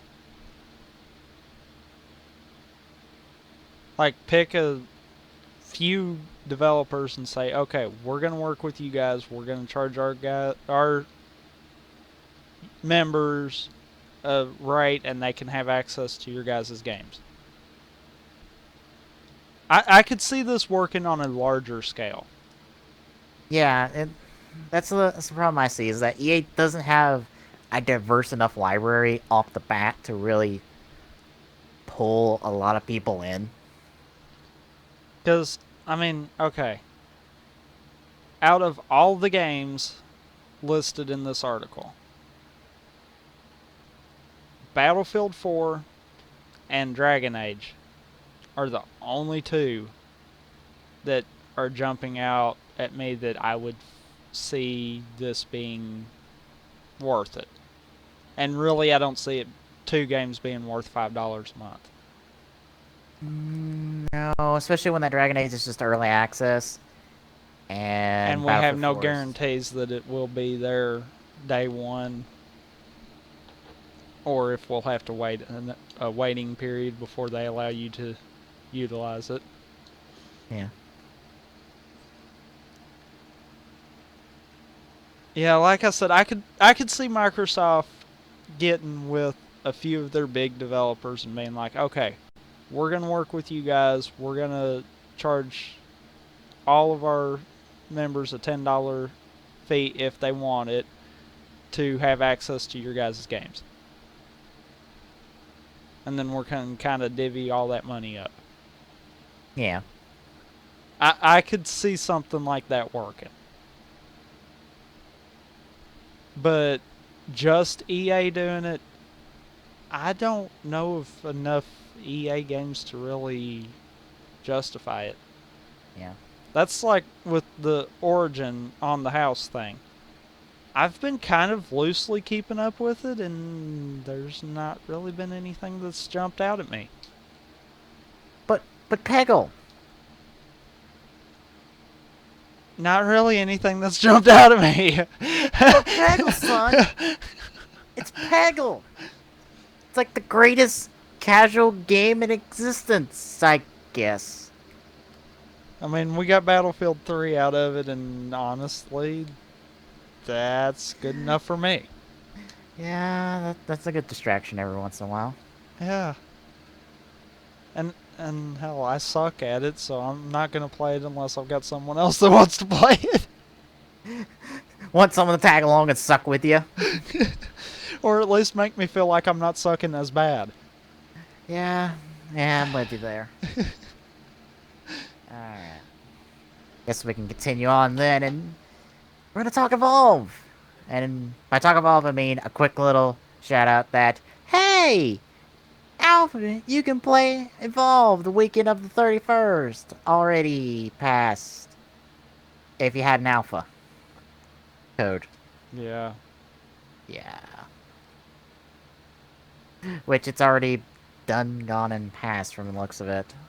Yeah. That sucks. Like, no, but I want to play, like, Left 4 Dead 3. Except not really. Yes, unofficial Left 4 Dead 3.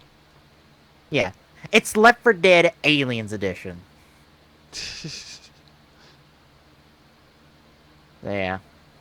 That neither one of us got in the alpha. No. One of us did get into beta. Or something.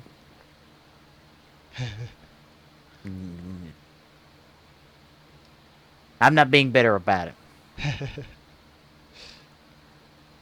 Alright, guess we can just quickly go on from there. Yeah, because, yeah. It would have been nice to have gotten into it, though. Yeah.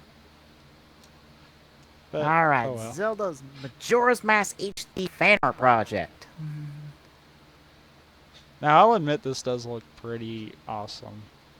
I've seen some stuff out of this, and it's like, whoa. So we've got fans. While Continue works on its first official and first original high-definition Zelda game, two fans are recreating parts of a classic Zelda game, the N64 Majora's Mask, as we were just talking about earlier with Hyrule Warriors. Which, I'm surprised there's nothing from Majora's Mask. Now that I think about it, like, isn't that like the definitive 3D Zelda game? Because I swear that's the one everyone talks about, other than Ocarina of Time. Yeah. It's like those two. Third would probably be Wind Waker. Fourth, Twilight Princess. Fifth, Skyward Sword. And that Twilight Princess Skyward Sword is kind of tied. Which is bad, because Skyward Sword is like the most recent release. Yeah. Oh dear.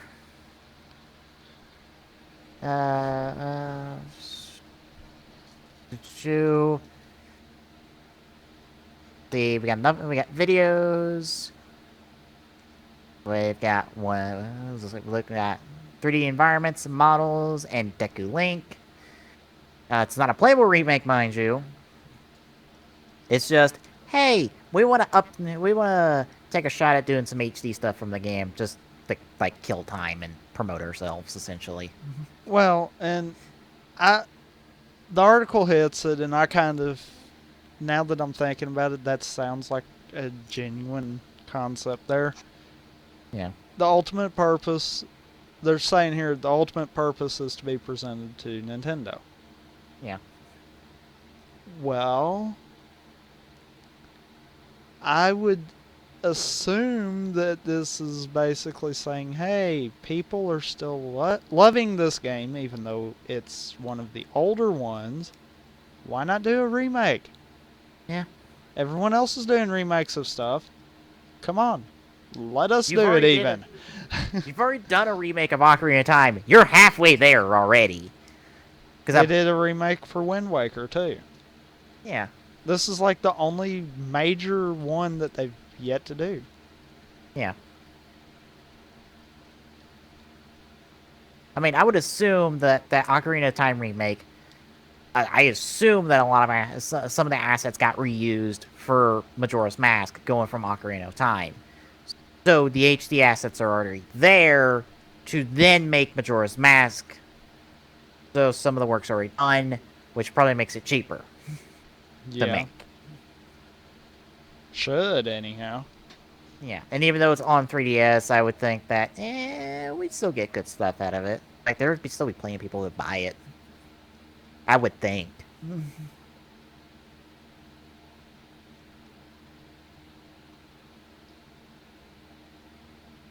Another notes, I'll take a look at some of the stuff, because I'm curious. Yes, which one are we starting with? I'll start with the YouTube one. Which one? They're both YouTube ones. The second, okay, then never mind. I thought the first one was a GameStop player one. Never mind, we'll just go first one, then second one. Okay. Oops.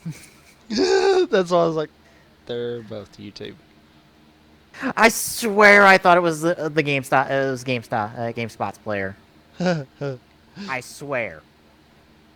I am dumb, mind you, but I swear I saw it was.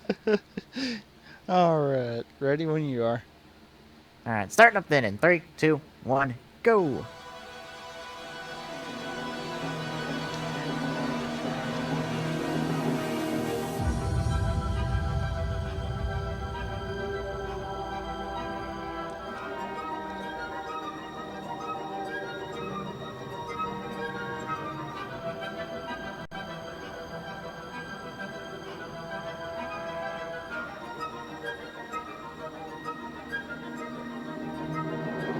Ooh, that looks really nice.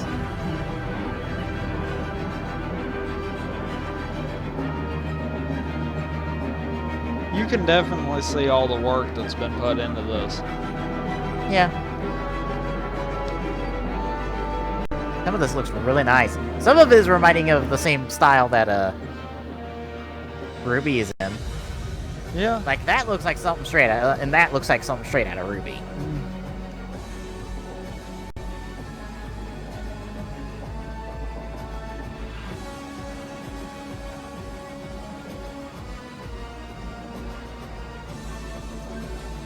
And they got it working on a 3DS, I assume.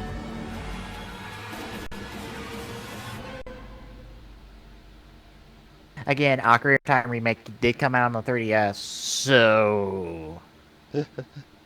Yeah, and the article even mentions that. Yeah. You probably pull off some really good stuff on the 3DS, as long as you don't put in horse feet. I mentioned that because I've been playing a lot of Fire Emblem Awakening recently, and everyone has horse feet. I don't understand why, but they do. Wow. It's this weird thing with the in-game models. I don't understand it. Huh. Yeah, and it's not, and it shouldn't happen because it seems like it's not supposed to happen, but it does, and they've never fixed it, and I don't think they've ever addressed it. So it's this weird thing about the game that you just accept as a thing eventually. Like, everyone is missing their feet, they're walking on their ankles. That is literally how every single in-game model looks like. That's weird. Yeah.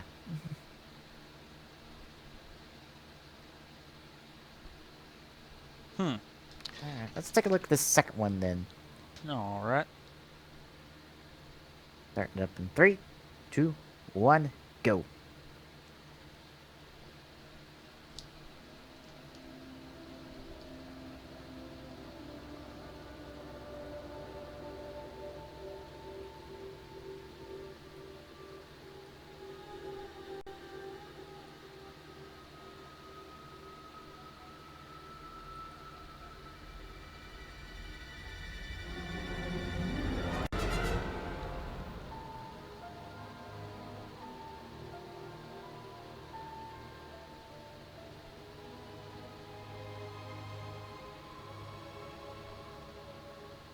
I want to do the reference now.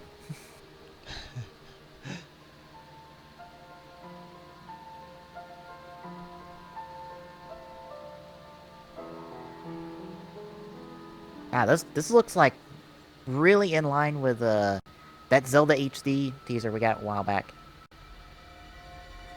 at E3. Remember that? I think so. Yeah, it looks like very much like graphically up there with it. Mario. And I think was a reference to Falco. It's always been in question.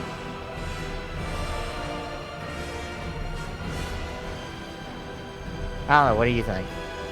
I think it might be. I know there's another Star Fox reference with the mask in Majora's Mask, with the masks. I believe Star Wolf. I think well, oh no, I think it's the original Star Fox team. There's 4 masks in line that reference the original Star Fox team. Huh. Or 3. Like there's a fox mask, a pig mask, and the bunny hood. They're all right next to each other, which could be a reference to the original Star Fox team. That was James McCloud, Peppy Hare, and the pig guy that I don't remember the name of.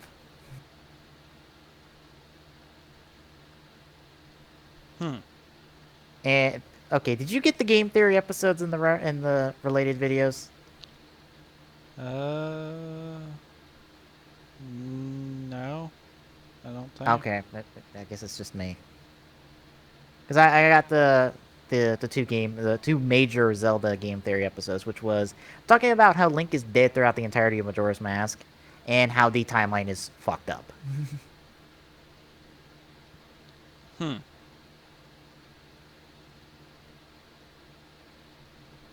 Which that Majora's Mask related one is really good. Really in depth, mind you. But yeah. Any other thoughts on all this Majora's Mask related content? It looks impressive. And I'm actually impressed that there are people out there that are really trying to get Nintendo's eye and like, hey, look, this needs to be done. Like, we want this. We're willing to do the work for it. I mean, Just you got 2 promote it. people that are doing all of your promotion work that you need. Yeah. All you need to do is give them someone that could make it into a game. Yeah.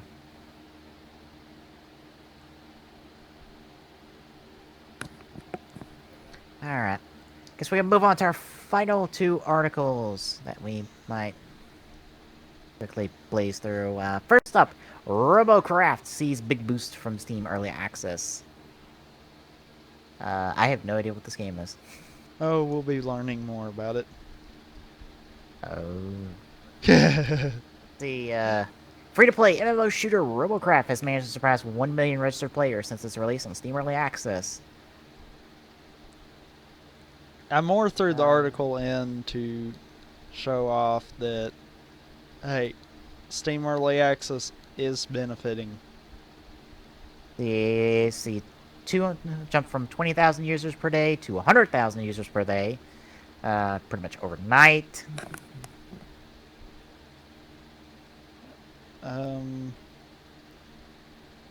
They got 12,000 users online fighting 24/7.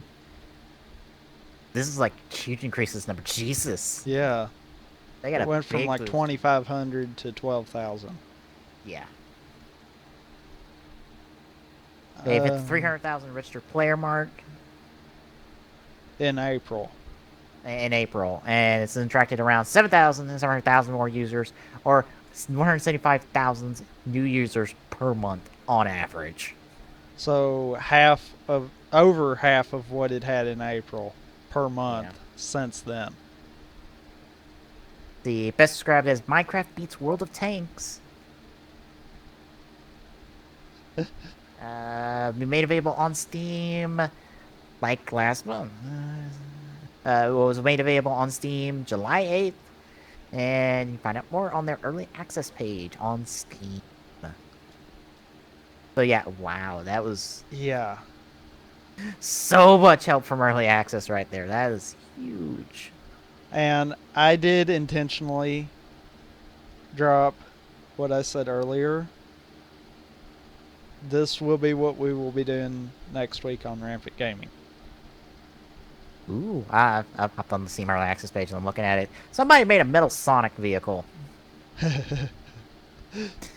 Like old version of Metal Sonic vehicle. And it kind of reminds me of Nuts and Bolts in a certain way. Oh, please don't tell me that. Well, I just mean from like the building of the vehicles thing. It kind of reminds me of Nuts and Bolts. Oh, okay. Yeah, the good thing about that game. That's what it reminded me of. Because I really didn't care for that game as much as I wanted to care for that game. I know. It was just the whole building vehicles thing. It reminds me of Nuts and Bolts. You know, the good part. Like I said, the good part of that game. Because I'll be flat honest, I wanted to care about that game. And then I couldn't. Yeah. And it kind of disappointed me. Alright. And our final article is a what the fuck. Just gonna say it. The newest sensation to hit Twitch. Fish plays Pokemons.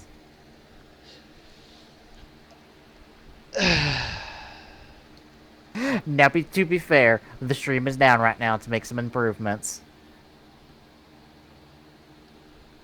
But... And by improvements would possibly mean the getting a new fish.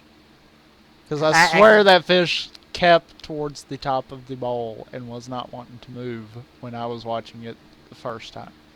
Oh. Well, progress-wise, they've beat the rival. And they have a Charmander. Oh boy. So yeah, if you thought Twitch Plays Pokemon is dull and uninspired, well, here you go. Here's a fish playing Pokemon, thanks to a camera and mapped controls. And you know what? If a fish can play Pokemon, anyone can play it. I swear to Christ, we have Hamster Plays Pokemon. I'm done. I'm done. Also, the fish is not dead. He's added in a randomized button now. Ah. And he's changed up the button layout from what I've seen.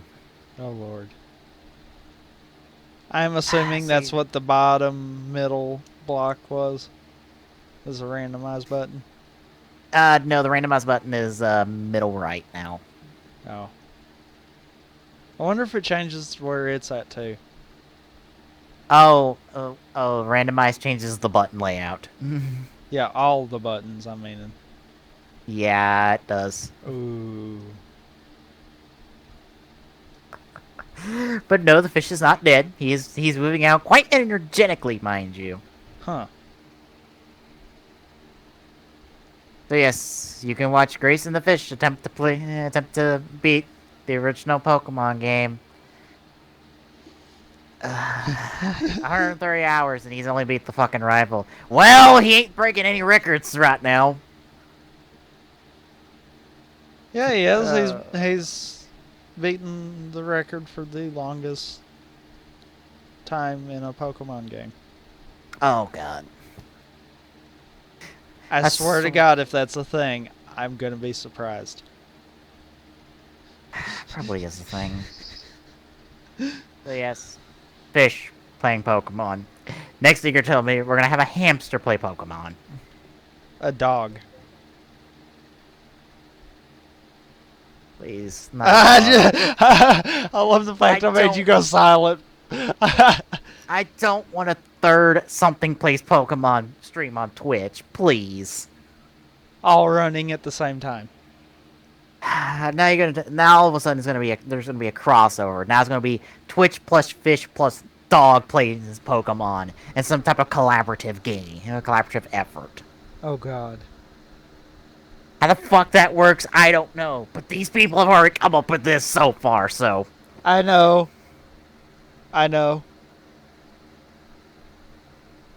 Have the last update for the Twitch plays Pokemon.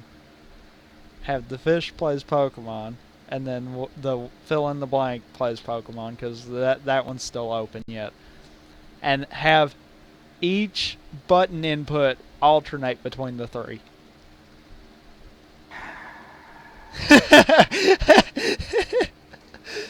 You know, I wondered who would happen, who would win in a battle. Twitch plays Pokemon or Fish plays Pokemon.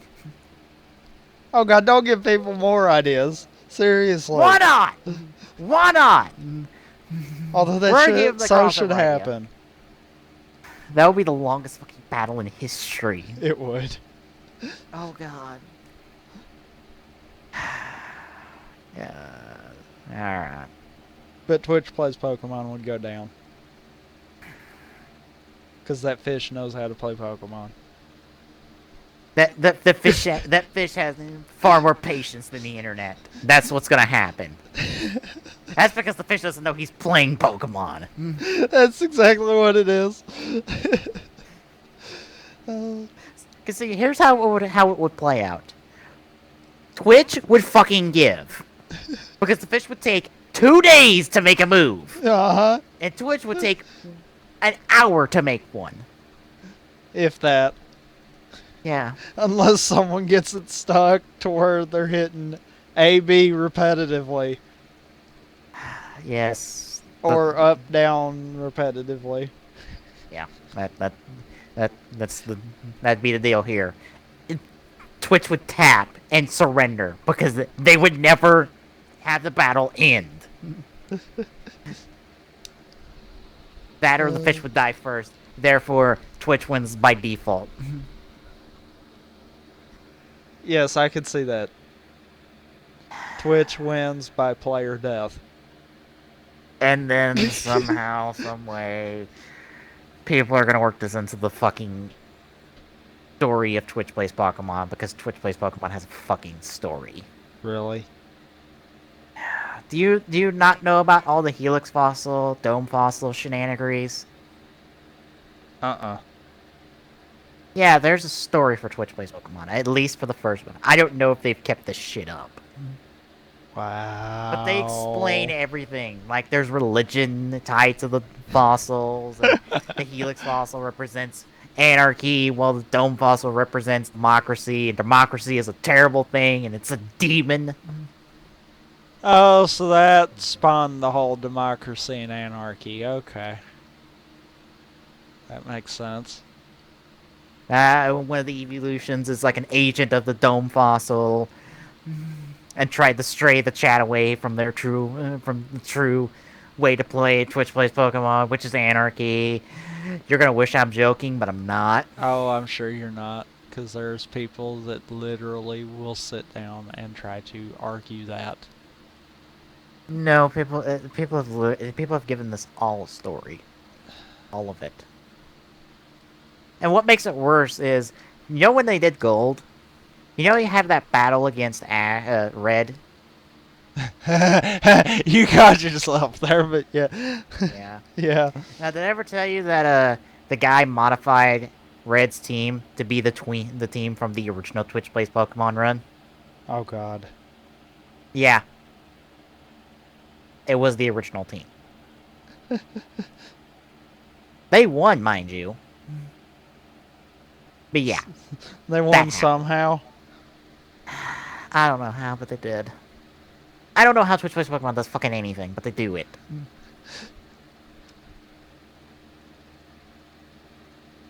Oh Lord. Yeah. Alright. Since we got a big topic, we're gonna take a quick break. And then we're gonna come right back.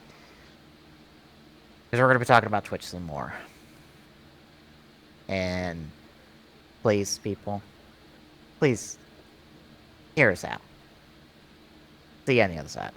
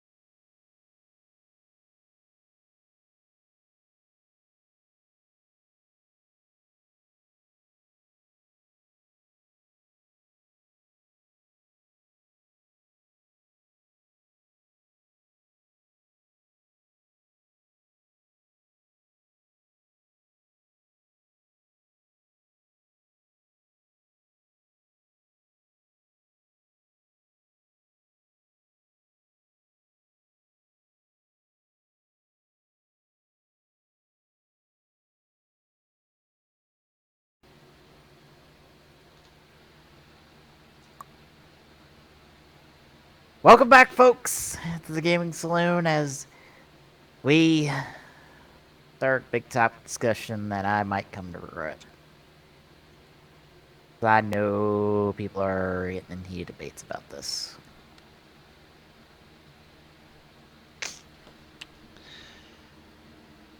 Twitch has made changes recently, and people are upset. They've tried their best to fix things, and people are still upset. We're going to talk about this. We're going to have, at least try to have the calmest conversation people have had about this. Or at least a nice, calm conversation about this. It will involve the least amount of cussing, the least amount of anger, and the least amount of salt as possible. Hopefully. So, anyone who's watching this, I ask you, take a deep breath. Think about what you're going to say first before you start spamming the comments with it. And please, no hatred towards us. We're simply just trying to give our thoughts and hope that we don't rage. Yeah. Alright. The crux of these changes break down to this. It's changes to the video on demand service, which is the recording of past broadcast for access at later dates and highlights.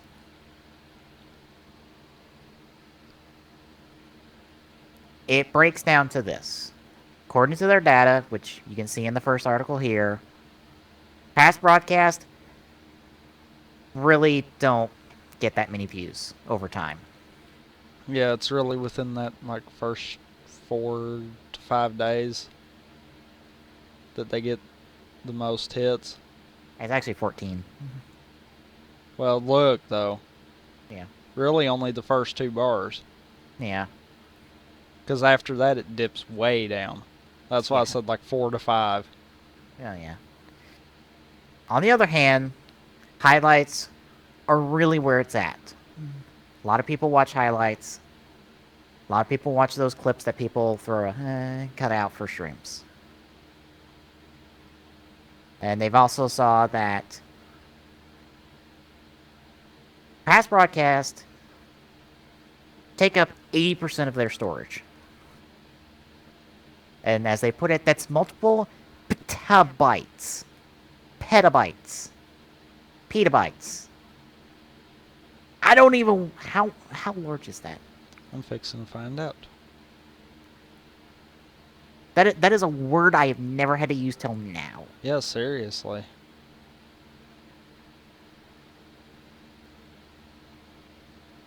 That's 1,000,000 gigabytes.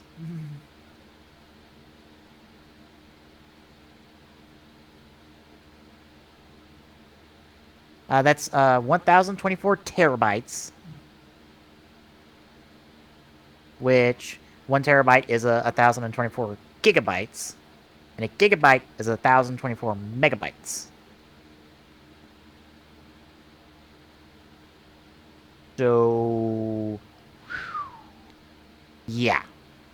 That's a lot of data storage that is being used to store content that is rarely being watched.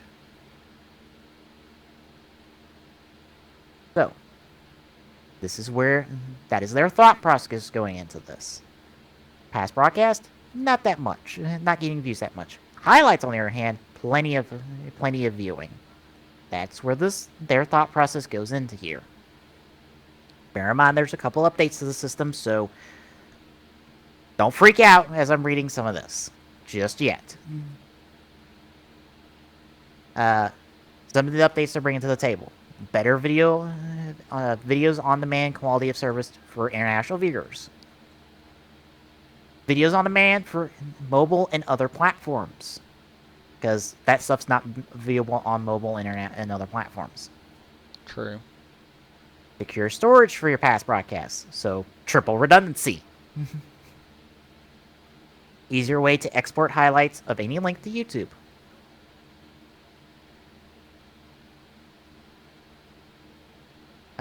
Steps towards conceptualizing new features like DVR, matching quality options for live to video on demand, and better video on demand discovery.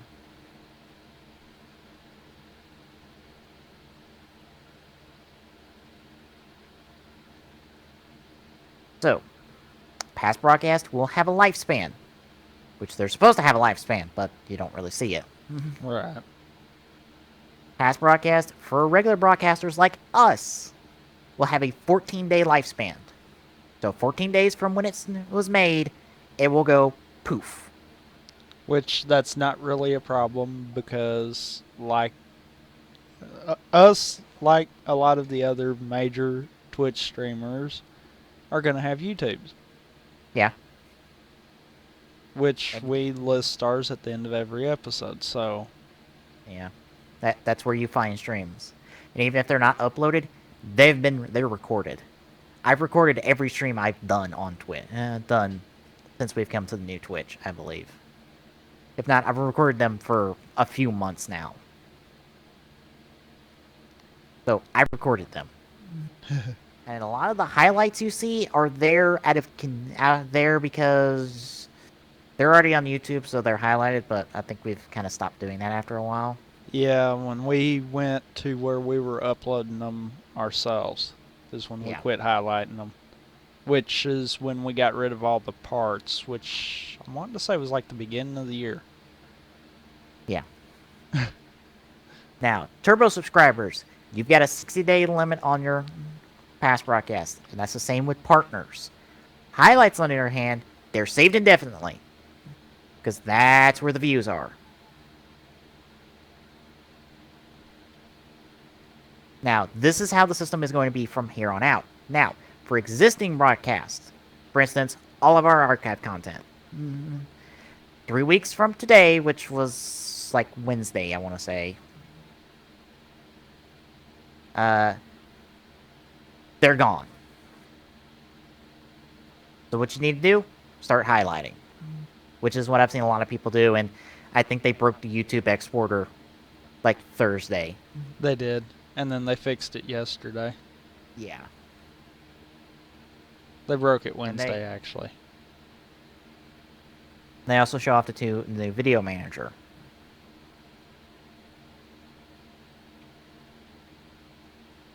And don't ignore that 2-hour segment one. Now to touch on some of the key updates. Well, the key update for part of this. Highlights have no limits. They originally had a 2-hour limit. They have no limits now. Which I say is an answer to a lot of speedrunners who were probably not happy about this, because some speedrunners have runs that go longer than 2 hours. And they would kind of like to have those highlighted. Especially if it's like world records or personal best. So that's probably the big answer there. And I'm sure like other big broadcasters who probably do podcasts like us probably want more than 2 hours, because, well, let's see, we're past our 2-hour mark right now. Yeah. And quite frankly, I've seen a lot of streamers that you've even told me have went on for like 2-3 hours easily. Yeah. I think most streamers aim for like 3 to 4 hours. Yeah. Because by the end of it, that's usually when you start seeing your viewers. Yeah, that's the update. Now comes the thing that a lot of people are going to be questioning. The thing that probably is the big driving force for why people are going to Hitbox. Or saying they're going to Hitbox. Yeah. Which, much like YouTube, is matching audio content. Now, they will be simply mute whatever part has said match content. And they will flag it.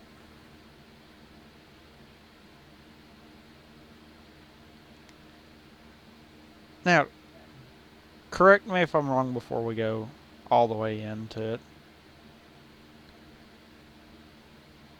Does this function for streams as they're going, or does this only function for the videos on demand? It is only videos on demand. Twitch said it themselves, because I watched the video where I forgot who it was, but somebody talked to Twitch directly about this. It's the people who did the Ninja Turtles, the big Ninja Turtle stream in celebration of the movie coming out. I believe that went live today or yesterday. I don't remember which day, but I know I saw it come across Twitter at some point. It is only videos on demand. It is only past broadcast and highlights. Only that. They will not match content on streams. So, if you're streaming and you really don't care about the video on demand part of it, then it's really not going to affect you. Not really. Unless you upload to YouTube. Which, Yeah. if you upload to YouTube, God help you. Now they even point out the because They even- YouTube's worse about it than Twitch will ever dream of being. yes. Now they point out who's they're partnering with to do this, which is Audible Magic. They're the ones that are doing this. As far as I know, they are not the people that do the YouTube stuff. They are not. And I've went and checked our past broadcast. No match content. Which is surprising, because that's like 8 less than YouTube. Because YouTube has match content for us. Yeah, But but Twitch has it. I've noticed, though, and I'm sure you have too, a lot of our matched content with YouTube was more for different regions. More importantly, stuff that the game we later found out was either banned or restricted. Well, that was one case, and that was the Wolfenstein trailer. I But there don't was think we've some had any other- others that it was more directed to certain locations. That's possible. Let me hop on and look. I don't quick. I don't think we actually had one where it was globally muted. We've had none that are muted. We've just had match content and had ads put on it that weren't ours. Which, quite frankly, I don't care. Yeah. I don't even think I've got them monetized. Yeah, I think the only one that was match content that was muted was the... The Wolfenstein one. Yeah. And it was only for one location. Now, wait, no, we had another one I'm wanting to say. Yeah, Wolfenstein trailer is blocked in some countries. I'm thinking we had another one that was blocked in Japan, I'm wanting to say. Let me look. I am looking. I don't know, I ain't got the YouTube page up, and if I pull it up, I'm going to have to switch to the title card, so yeah. No. I was thinking we did, but I might be wrong. Might just be we had a content match for over there.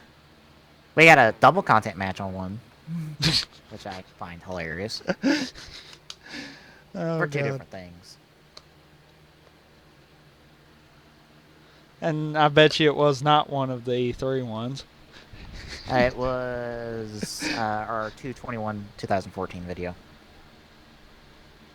Really? Yeah. Wow. That's We've had funny. We've had 2 Halo match content ones. Well, that's kind of to be expected.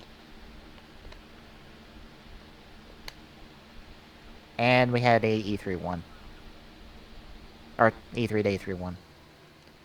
And that was because of game trailers. The video they played over their music. Or one of the trailers. Figures. Thanks, game trailers. You got us in trouble. Not really in trouble, just got ads that we didn't say to put on there. Yeah. No harm done, really. Yeah. But yeah. As far as I know, they're not the company that YouTube does their match content through. which may explain why we're not getting match content at all, even though it's the exact same video on both. Literally the exact same video. Because some of them were uploaded through Twitch. Yeah, wasn't it the ones... Wasn't it anything we did, like, February back? Yeah. Stuff that we did through Twitch? Yeah. So, yeah. So that's the part that confuses me, because I've checked. And I think that assume this was part- most of our matched content on YouTube. Yeah, and I assume that this service is live because I heard that Twitch's own weekly stream got match content and it was muted on demand, which was funny in a ironic sort of way. Now there will be an appeal button for this, so you can appeal to this. Appeal to have it unmuted because it falls under fair use or however you want to word it. Or however you want to play it out. You know what I almost think? I almost think there should be a better way of doing it. Yeah. Because what I was going to suggest, you told me the exact same idea earlier when we were playing the League game before stream. Literally word for word. Which is kind of funny. Yeah. Because here's the thing. I understand that you need a bot to be able to flag this content, because to have somebody have to check every single video on demand, every single stream, everything that goes through on a daily basis on Twitch is asking too much. Yeah. Even a group of people is asking too much. Unless it's an extremely huge group of people. Yeah. What I ask is, we need a second step here. We need people to review flagged content ahead of time. Because, I'll be honest, some of this flagging, even Twitch admits it in their own article, that it's not 100%. That there will be false positives. Yeah. And that's going to happen. Yeah. And I think one of the big things that I saw, and I can't remember exactly where I saw it, but it was one of those where they were saying that it's impossible for any kind of a bot to be able to determine the difference between in-game music and out-of-game music. Yeah. So what happens when you've got a music piece inside the game, or like how we do the random videos inside the video even? Yeah. That would send a flag to that bot saying, hey, this is matched content. What happens when that's actually inside the game? Even though we're technically using the video under fair use. Technically speaking. And we're not one of the streamers that plays music in the background, because that's a whole different can of worms. Yeah, actually, we've never even attempted to do that. Yeah, I know someone dropped in chat one day and asked us if we do music requests, and we don't, because we don't want to risk it. Especially seeing as how, which we haven't really been as far as a lot of the game streams. Yeah. But we're fixing to start picking up a lot more with putting everything on YouTube. Yeah. So why jeopardize something that we might get flagged on YouTube? Yeah, why jeopardize our content on YouTube? Because I've gotten behind on backing up all our content on YouTube, because if our channel gets taken down, we're gone. All that content's gone. And I don't want that. We didn't used to do that back in the day, but we've made a conscious effort to go, we're backing up our shit now. And I actually need to get me another hard drive dedicated just for that, but yeah.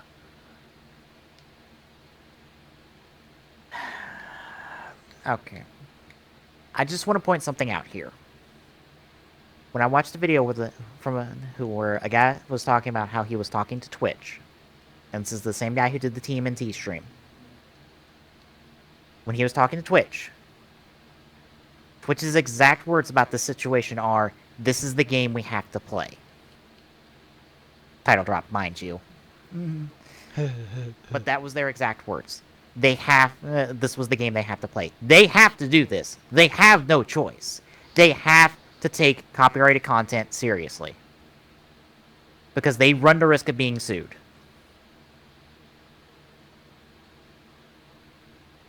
Which is probably also what plays into the shutdown of Justin TV this past week. Because that got shut down.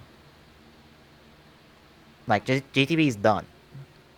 And part of me kind of wonders if that was a case of they got shut down because of the content, or if it might have been a case of they got shut down because they wouldn't do anything about it.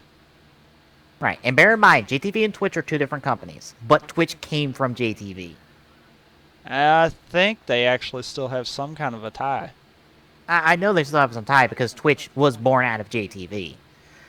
But after a certain point, they started operating as two different companies. That shared some ties. But I'm sure JTV shutting down plays into this whole situation. So I'm sure that might have been like the first step towards this. And I'm sure Google buying Twitch probably had a hand in that. Yeah. Honestly, as hard as Google has pushed YouTube to check for that content matches and to flag as much as possible, it wouldn't surprise me if that was one of Google's stipulations when they bought Twitch. You have to do something to flag the content. Yeah. Bear in mind, the whole Twitch being bought by Google is like all but confirmed. Because I don't think either company has came out and said that they've...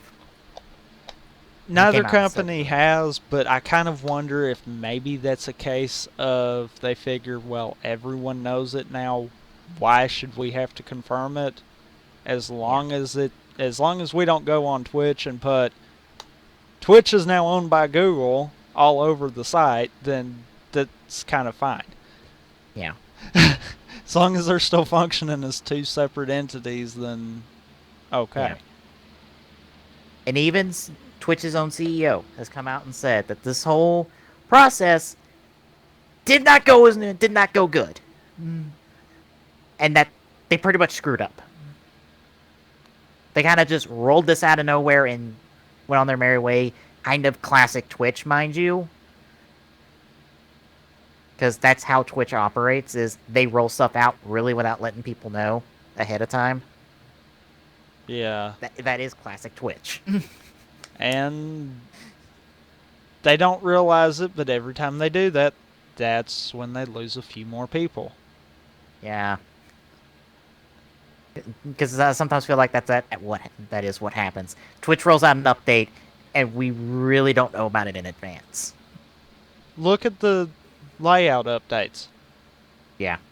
And I say updates because there was about 5 different ones before they finally got happy with this last one. Yeah. We didn't know what the hell was going on. It's just, okay, new layout. Here you go. We ain't going to say a word about it.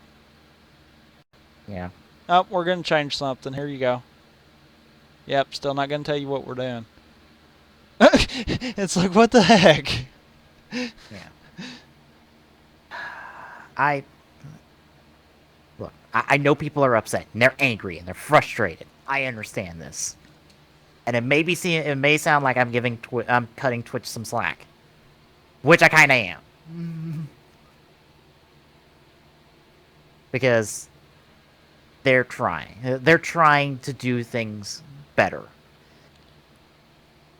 They really can't show off a lot of streamers on the front page, so that's why they do the whole hosting thing for other streams.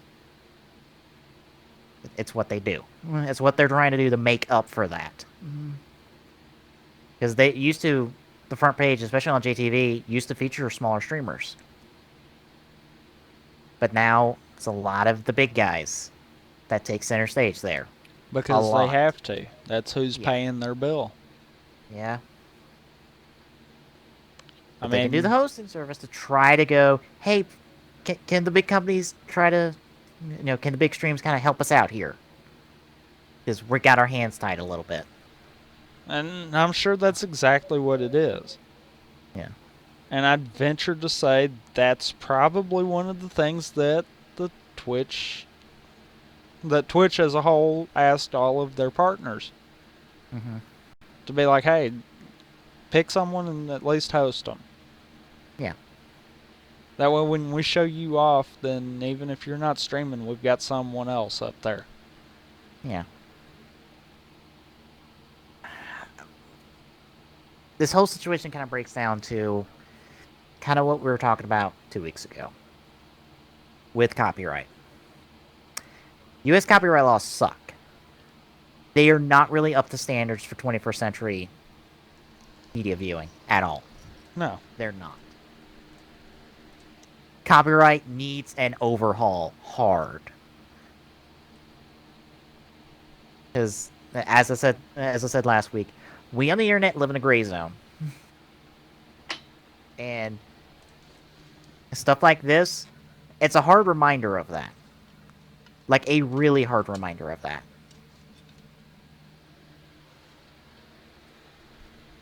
That any given day, any one of us could be shut down.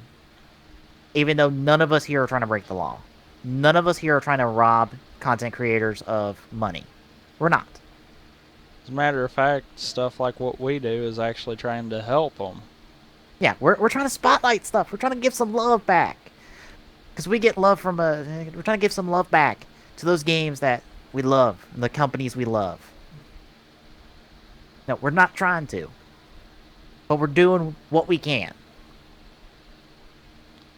Because it's the only thing we can do. Besides, buy your product. But sometimes some of us feel like that's not enough. Because we want to do more.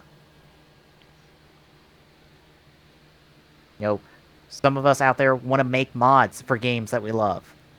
Could that get you into trouble? Probably. But there again, that falls into that gray zone. Yeah. The mod I just picked up for XCOM Enemy Within, Long Wars. Fraxis has went on record saying they love the mod. I believe was what I was hearing from a stream. That Fraxis loves the mod. They think it's cool. But Fraxis could just as easily tell them to take the mod down. More than likely. Yeah. I would venture to say they could because it's running off of their engine. It's running off their game. And all it's doing is modifying different things. Yeah. And it's free. Granted, you have to own the game first, but... yeah. It's kind of like with... well, I mentioned it earlier. Minecraft. All the mods and the... different plugins and all that could technically be shut down at any given point. Yeah. And I think Notch and crew have addressed that to a certain extent because they were trying to crack down on servers, like on servers charging people for content through their mods. Yeah, I thought that was wrong. I don't agree with that either. Yeah. Because most of the time the mods and the plugins and all that are free for anyone. Yeah. So, if it was something that you created on your own and you felt like you needed to charge, then alright, fine. I might can understand that, but you're probably not going to get me to do it. But when it's something that's free, and I know for a fact it's free, yeah, you're really not going to get money out of me.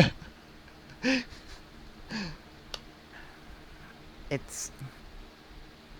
I honestly, for me, it feels like this just sucks. This sucks for Twitch because this also comes with the whole situation of, yeah, we've got that delay there, and there's not much they can do about it because they had to change their tech to how they encode videos, and that's what causes the delay, is their tech change. Which, I kind of wonder, did the uploading to YouTube happen right around the same point as that? Or has it always been there? I think YouTube's always been there, to a certain extent. Well, then I wonder if on YouTube's end if they changed something. Because I know for a fact, YouTube, when I upload the videos, it'll come up and say, hey, the codec you're using isn't directly supported by YouTube. You should use XYZ on it. Yeah. And it's like, okay, you still do it anyhow. So I kind of wonder if possibly they had to change something because of YouTube. And that might have backlashed on Twitch and the same principle. That might be it. I don't know. It's... People have more knowledge than I do. But yeah. I feel bad for Twitch because they're getting a lot of flack from what I've heard, is something kind of out of their control. They're catching a lot of flack for changes they have to do. It's not that they couldn't. It's not like they could do this change and they did it. It's that they need to change, and they're catching all sorts of flack for it, and I feel bad for them. You know, in all seriousness, I think I know why they're catching all the grief. One, stuff like this probably should have been implemented from the beginning. At least with the audio matching. Yeah. Two, what happened? They, instead of saying, okay, we're going to do this, we're going to tell you guys about what we're fixing to do, we'll do it later. We'll kind of slowly roll it in and give certain streamers beta testing, that way we can see what it's going to do first. Yeah. No, they just went out and said, okay, we're doing XYZ, here you go. It's live. Yeah. They should have took it in a little bit of a slower method. Yeah. And you can't tell me it was something that someone came to them, said, you have to do this by tomorrow. They had time to prep for it. Yeah. I feel like they should have slow rolled it, not just took a Mack truck and slammed through everyone at once. Yeah. I'm not going to say, like, Twitch is completely blameless here. You know, they did screw up. I agree with their CEO. They fucked up.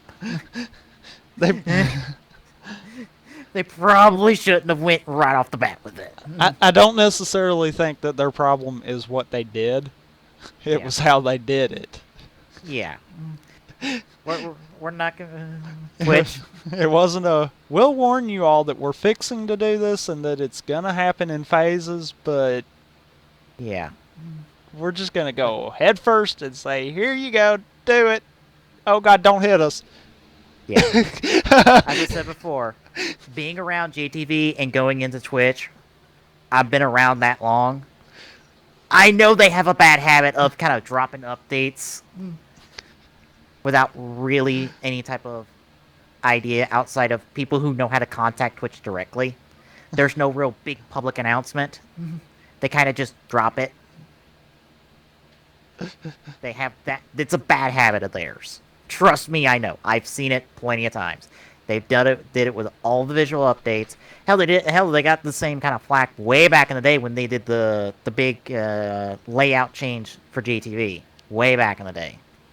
They caught flack for it. It's what they do. I know they do it. Because I've seen it plenty of times. So I'm not saying Twitch is completely blameless here. I'm just saying they're getting far too much flack. Because, look, this is something that needs to happen. It needs to. There's no question. It needs to happen. But we have to be understanding of this. Twitch has to cover themselves here. They have to make a conscious effort. Cover copyright content. No matter how bullshit the laws are. They have to do this. The best thing we can do is try to make things better. The suggestion me and Tommy said. Having people there, possibly to kind of double check any flag that happens. Maybe to kind of catch appeals before they happen.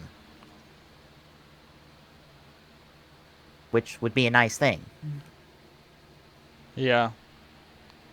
Because the system, it's just like YouTube's. Guilty before innocent. Which, I'll bitch about it on YouTube, I'll bitch about it here. It's stupid. It is a bullshit way of handling copyright. There needs to be some ground given to people like us.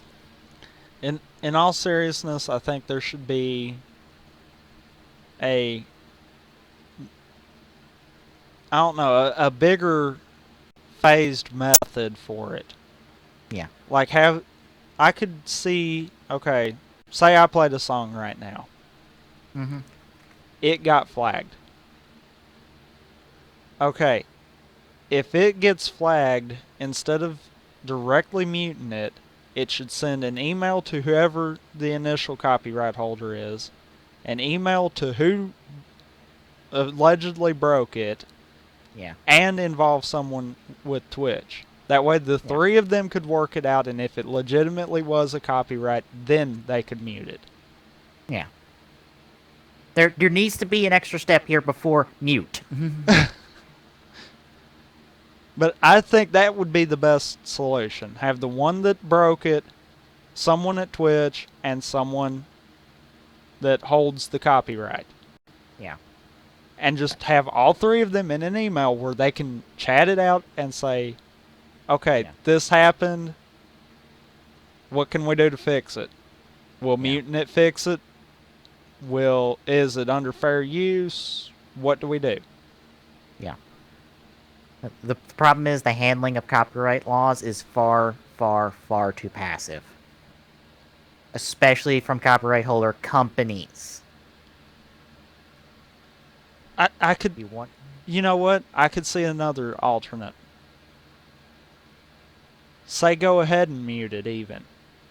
But still have that email go out to where you're not having to rely on a dispute button. You're simply going ahead and absolving it at the beginning. Yeah. It's automatically it's muted because it's under review. Right. That's what it is. Right.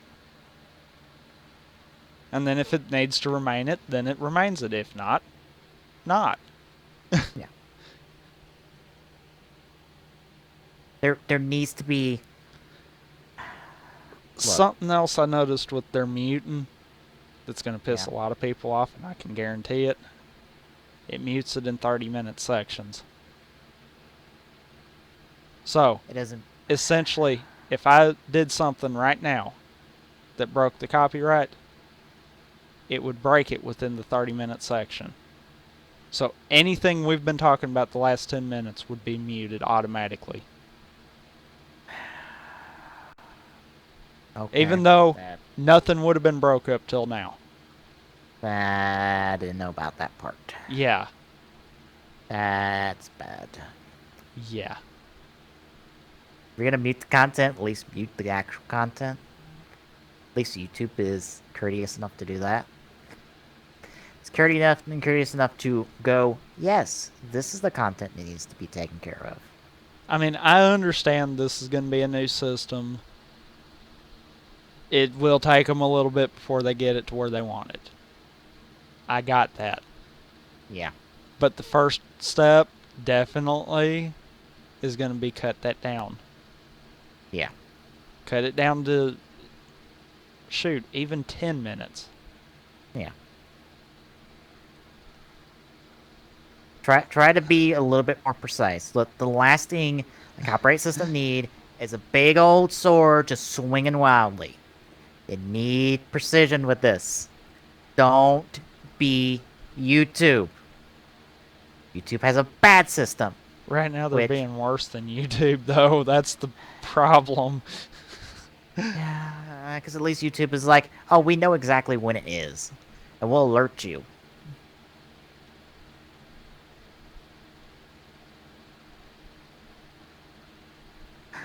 It's just this.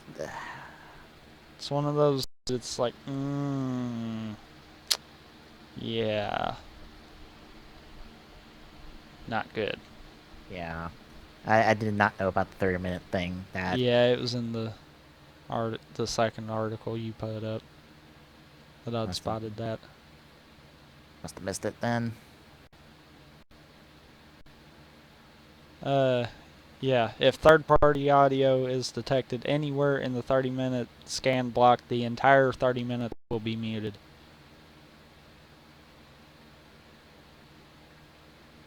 So, yeah. Kind of broke. And it ain't even really kicked off. Yeah. I'm just going to say this now. I implore anyone who listens to this. The last thing Twitch needs is anger and frustration directed at them. They know they've got stuff that's screwed up. They know they've got stuff that's broke. They know they really biffed this one hard. Yes. What they need is suggestions. Cool, calm, collected suggestions. I know what my suggestion would be. Reverse the audio recognition temporarily. Yes. Work with it on a beta level where you're taking, I don't know, 20 of your top streamers and kind of work with them on it. Once you get the biggest bugs worked out, then push it and try it again. I guarantee it to you, you'll get a lot of feedback. Yeah. Really quick. What Twitch needs right now is people to give them their thought. Twitch needs to hear from people who make content like us about fair use, about their experiences with the YouTube's copyright system, and how they need to be better than YouTube with it. They need to be better than YouTube system. Because YouTube system doesn't fly. It sucks. It's crappy. It could be better. Twitch needs to hear that. From a lot of people. They need to hear that. Guys, you're being like YouTube. Don't be like YouTube. Try to be a better system. Try to be a more... I don't know what's the word for it. A less guilty before innocent system. Try to work with people if they have match content. Try to understand when it's actually not match content, when it's actual fair use, and not an actual copyright violation.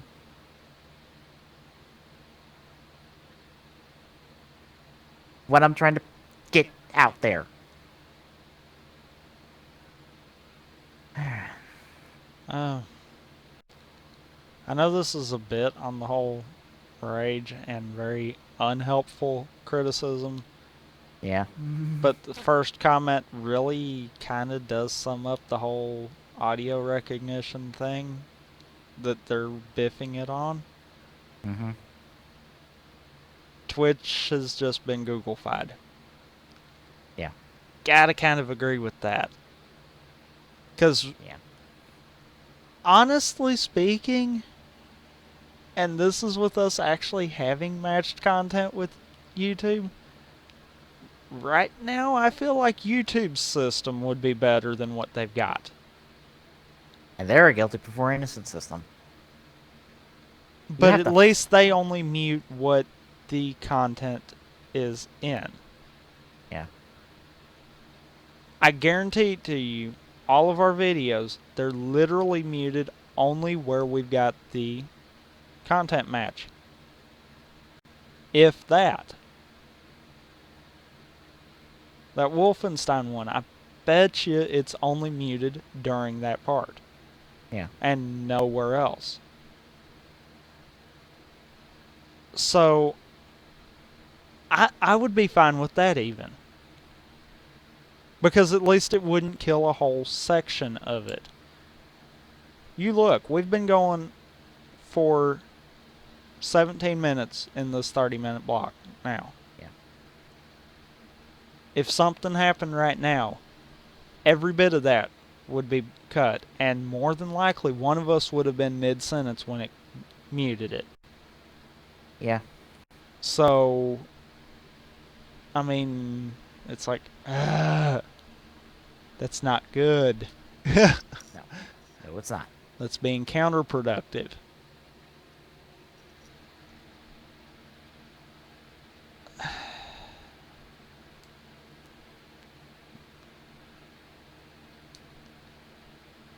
This thing's definitely flawed. Yeah. It's going to be the question of, do they realize how bad it is or not? Because if they do and they're still going to let it roll, then I really have to question whether Twitch wants to continue on like they have been or not. Yeah. If they don't realize it, then why hasn't someone said something? Yeah. You know what my biggest fear is? What? That they want to do a better system. They can't. That they are stuck with the system because they have no other option. I That is my disagree with biggest that. fear. Because we've gotten everything but a confirmation Google has bought them. Yeah. Assuming that is the case.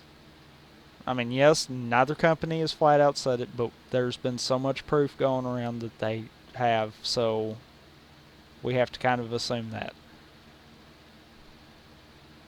Assuming that happened, would Google not be able to give Twitch access to the same group that does the YouTube content matching? That at its current state would be a far better concept than Audible Magic's sitting on? Possibly. So, I mean, in my opinion, I don't feel like this necessarily is the best option they could go with. And worst case scenario, okay, when it comes to streaming, JTV's down now. Mm-hmm. What other major one is out there right now? Live stream. Yeah. Because really, Ustream isn't as big as everyone's thought it would be. Yes, and has the most bullshit ass system I've ever experienced. Yeah. Hitbox is still growing. Yeah. So it's not in a big market yet. So really that boils it down to live stream and Twitch. I bet even if Twitch was still on their own, they could probably get the group that is doing the YouTube content matching. Which, like I said, it pains me to say that, but honestly, right now, I feel like that's a better system. Which, that's kind of bad. Yeah. What I was meaning by that is just the system in general. This guilty before innocent system. That's my biggest fear. Is that that's the only option they have in terms of a system. As it currently stands, unless they wanted to have a group just focusing on paying attention to where these flags are going up, Yeah. that's really going to be the only system they're going to be able to do. Yeah. And I think that's the same boat that YouTube's in. I don't necessarily think either one of them really want the whole guilty before innocent system because they've seen where people have complained about it already. And they've seen where it can be exploited to no end. Yeah. I'll remind you, I want to say last year, someone completely unrelated from Atlas was taking down Persona videos due to copyright content. Somebody completely unrelated from Atlas was taking down Persona-related videos. Yeah. I mean, That was through YouTube and their system.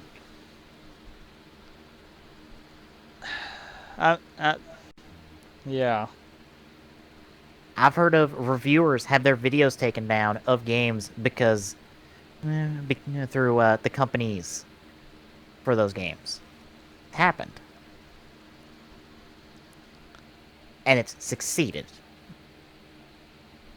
I feel like the biggest problem is that YouTube nor Twitch is really getting the funds to justify having a whole nother team to pay attention to that stuff. Yeah. And that's going to be the problem. If that's not happening, then they're not going to be able to do the whole innocent before guilty thing. It's going to have to be the guilty before innocent. Mm-hmm. And that's going to make it hard on everyone. Yeah. I think just to kind of wrap this up, because we're about to hit 3 hours, and we've been talking mostly an hour on this Pretty much, alone. Yeah. Is, look, the system doesn't work. It sucks. We need a better system. And a part of me feels like it's not going to happen until somebody out there goes to one of these companies and goes, you need to do a better system. And starts getting people to rally behind that.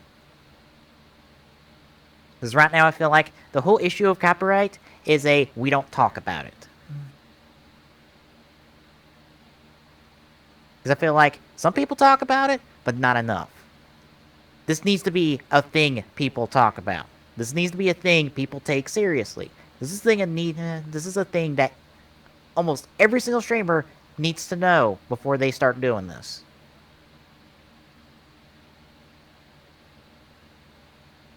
Because until that changes, there's never gonna be progress made. I feel like it's just one of those, we don't talk about it because we don't want to deal with it. And unless things change, we're going to have this system. Because no one feels like they want to talk about it. And this is just how I feel about it. Just seeing it is... Until anyway, if they're going to talk about it, it's because a situation like this happens. Other than that, people don't talk about it. Ever. Yeah.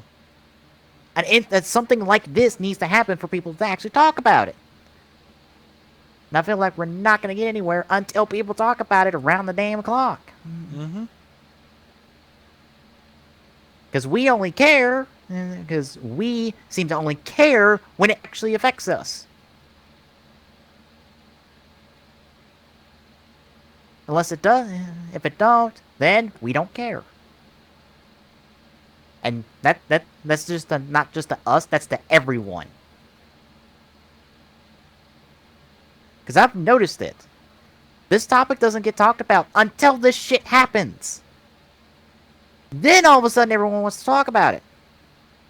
Then all of a sudden, once everything quiets down, no one's talking about it anymore. No one wants to say anything. Because we don't want to talk about it. We only want to talk about it when shit happens. So. Yeah. That's just my general observation. Let's move on to less heavy topics. Alright. Upcoming releases.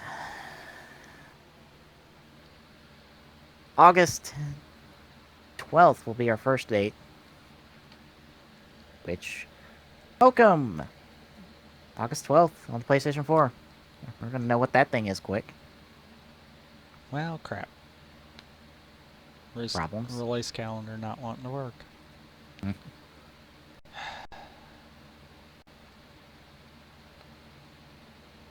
I see it is loading. I just refreshed the page. There we go. Alright, but yeah, Pokemon, August 12th. for PlayStation 4. Surgeon Simulator Anniversary Edition, coming out on the 13th on PlayStation 4.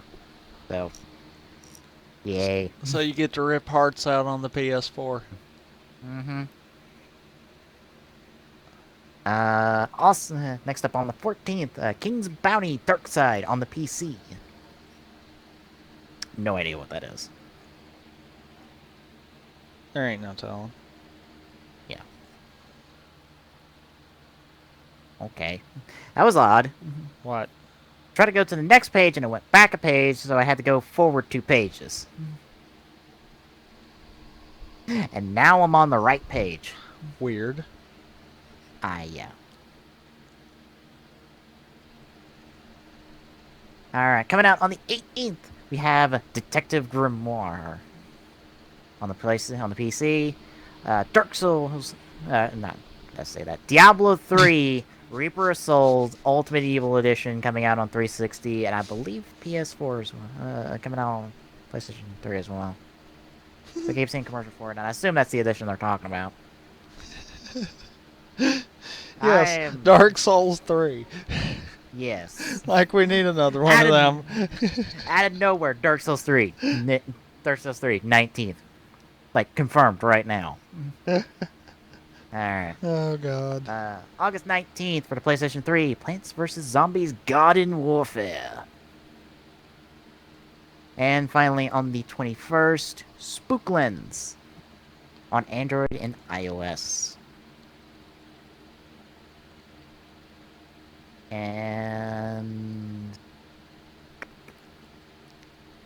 Yeah, we'll do it till next time. yeah, I was just looking over the next ones, and we got like one major release and one regular release and movie that's listed here for some reason. Really? It's a video game movie, but yeah. Did they really do that? Yeah, they did. It's a movie we talked about. Huh. That's gonna kind of come out to like no big pop. All right. Well then. Quick draw time. Which yours is? Mine goes out to the announced release date for Arena 2, or Arena Ultimax, however you want to call it. It's going to be coming out September 30th, and I am super sad. Because I want to say both Arena 2 and Persona Q are coming out this year, and I didn't think they'd be coming out this year, and I don't have the funds for them, and they got a pre-order bonus that I would really like to actually pick up. Yep, November. Like 2 months later on the 25th. If you pre-order Persona Q and Arena 2, you essentially get all of the Arcana cards from the game. Which half of that is seen there for Arena 2, the other half comes with Persona Q, and I would want to pick up both games. On top of that, from all the character announcements we've heard, they've essentially doubled the roster since Arena 1. Because they've announced Margaret, which was the Velvet Room assistant from Persona 4, Maria from Persona 4 Golden, are both playable characters. Pretty much everyone from Persona 3 who's still alive is in the game. Ken and Koromaru are partners, and they're one and the same. Margaret can summon 3 personas and has a 4th for her insta-kill move, which is Lucifer, because it's Persona. You can summon Lucifer. There's the character that I refuse to mention. All I'm going to say is he's from Persona 4, he's important, and he's coming out. And he's on the roster. On top of everyone coming back from Arena 1, so it's just... all the... Don't have the cash for this, and it sucks. First, you also get an inflatable teddy.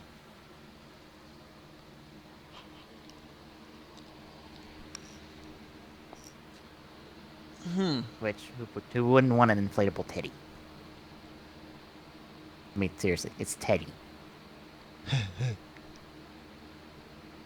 You can physically smack him every time you're playing the game, and he says a bear pun.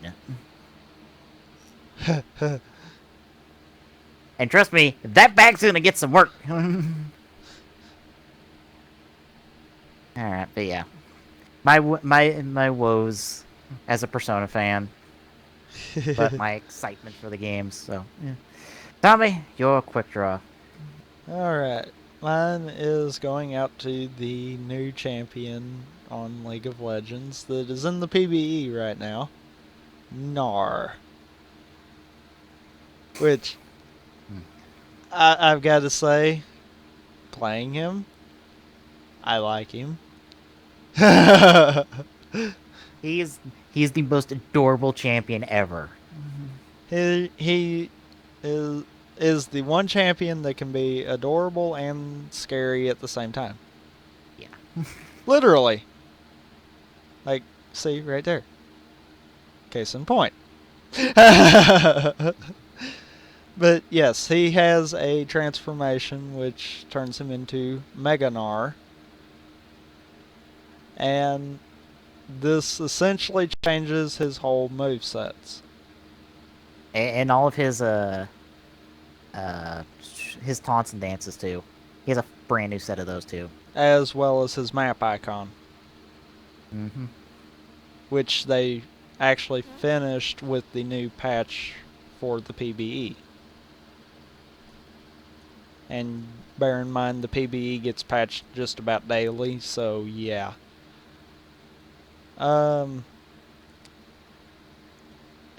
Mini Gnar, he's really only got 2 moves. His other 2 are passive. But he has a boomerang which functions pretty much like Sivir's boomerang blade, but a little bit on the different side. I know it has that He'll throw it and it will come back to him. And if you catch it, then you can lower the cooldown by 60%. But unlike Sivir's boomerang blade, when it goes out, it does the initial damage, and when it comes back, they only take 50% of the damage. So really early game, the coming back, you don't notice it. Yeah.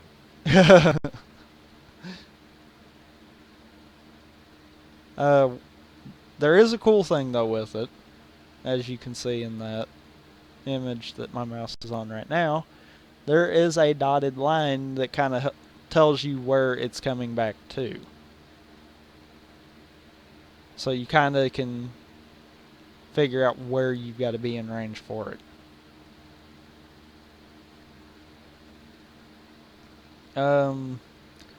The boomerang throw in Big Gnar turns into a boulder toss, which he throws a big rock at the opponent. If you walk over the rock, then the cooldown goes down just like it would if you caught the boomerang. Like I said, the W's a passive, which just is a third attack, you get additional damage, whereas Big Gnar can actually stun the enemies. The E is a hop, literally, for both. Big Gnar does splash damage, where Little Gnar, he can bounce off of enemies. So that move, in all seriousness, puts me in mind of Fizz. You know it? Yeah. Because he's got that, if he hits an enemy, he'll bounce off of their head and go on. I believe he can bounce off allies too. I think he can, but I'm not sure. I've not tried that yet. I think I've seen him bounce off allied minions in a video. That probably would stand to reason then. Yeah.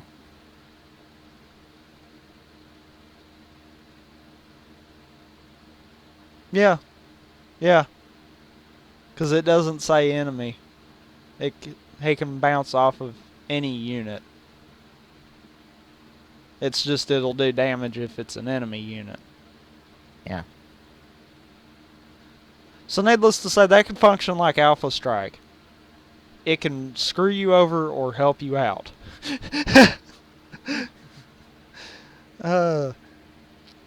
And then his ult, which only is technically activated in Big Gnar, where he can knock enemies in a certain direction. Which that's actually I've actually seen where that can be helpful. If he used the E to hop in and then the R to knock enemies back towards a tower, he could really clean out about. He really could clean out a whole team on his own if he had to. Yeah. Small Gnar, though, it gives a big increase in movement speed. He is technically considered a marksman, but his secondary is a tank for obvious reasons. His E focuses off of his max health.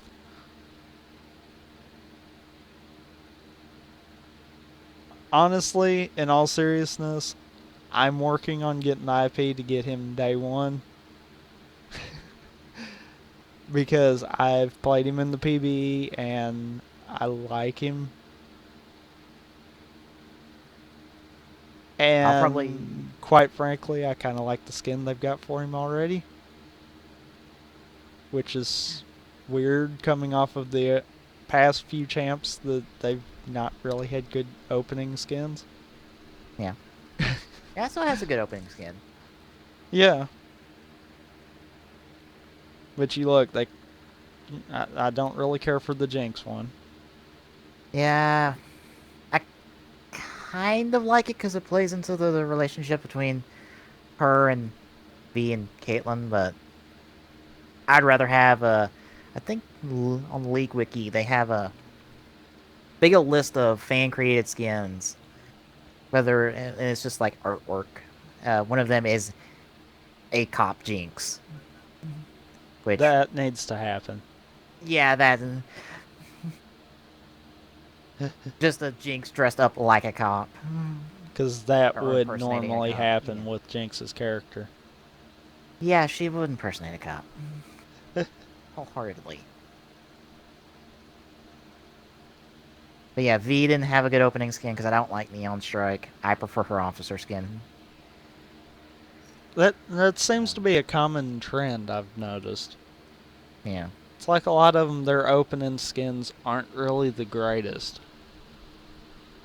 And I don't know if that's just a case of they tried to hurry up to get a skin for the opening skin, or if they're really trying to tap into the lore and just missing it a little bit.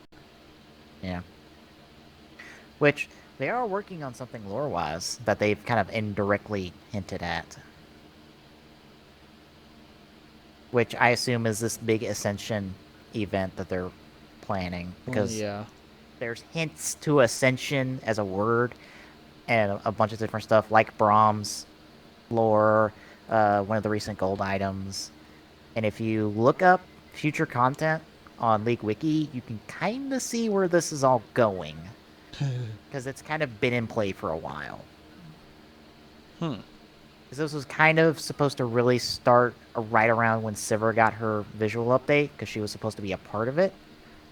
But we haven't really had much since then, because we had Sivir visual update, like the Nasus visual update, right around that same time.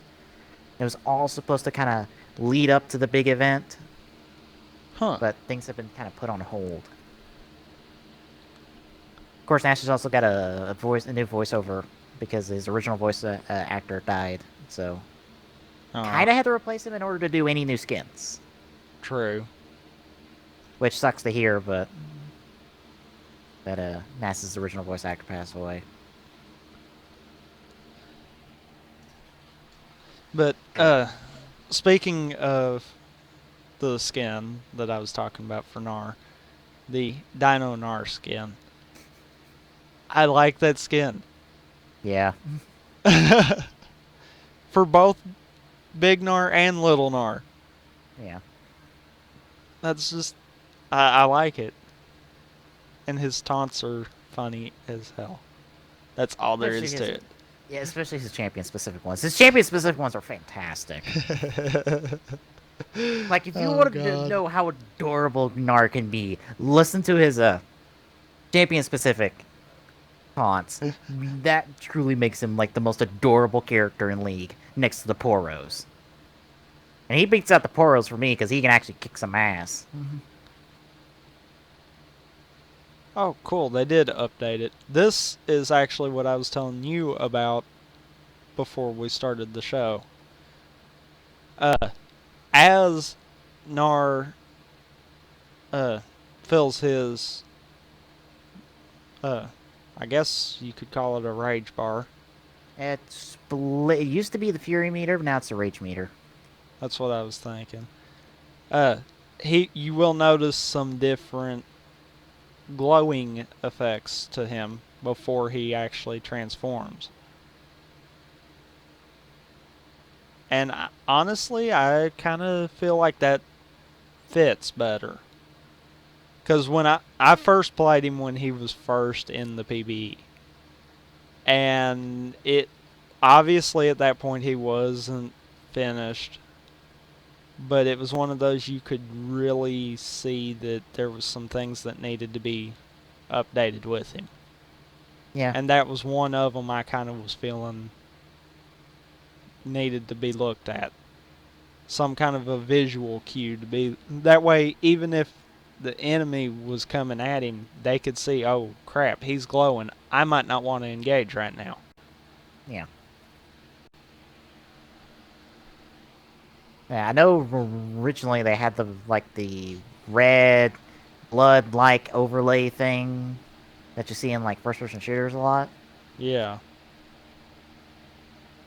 Which wasn't the best because it obscured your screen.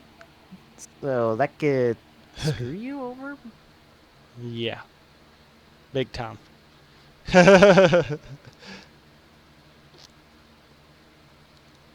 I will say, I am curious, because North American LCS playoffs are coming up soon. I don't know if they're going to go on to a new patch or not. I doubt it. I know the EU playoffs are right now. I'm really curious how Gnar will work out in competitive play.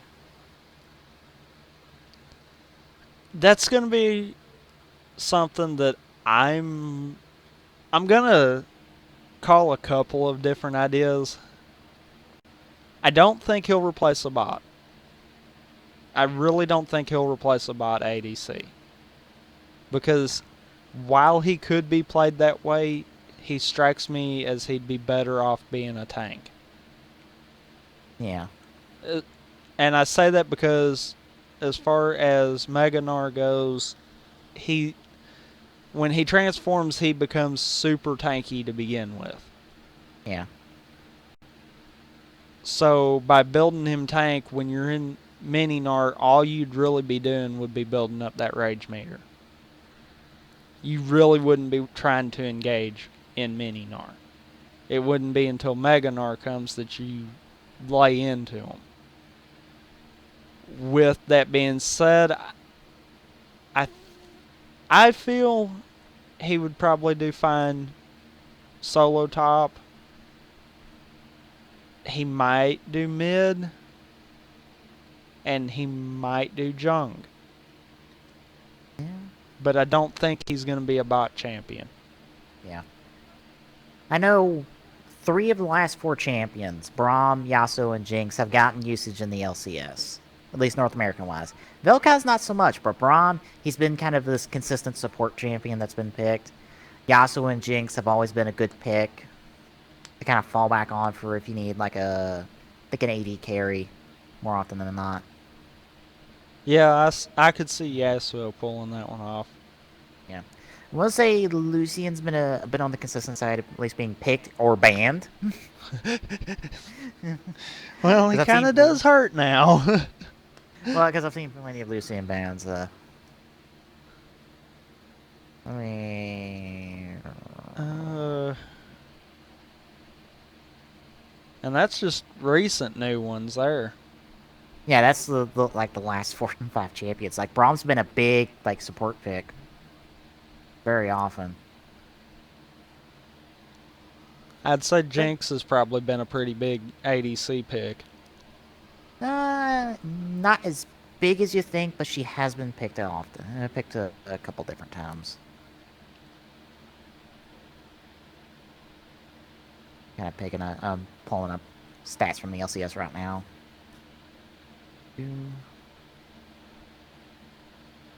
For it to close, and I gotta open it back up.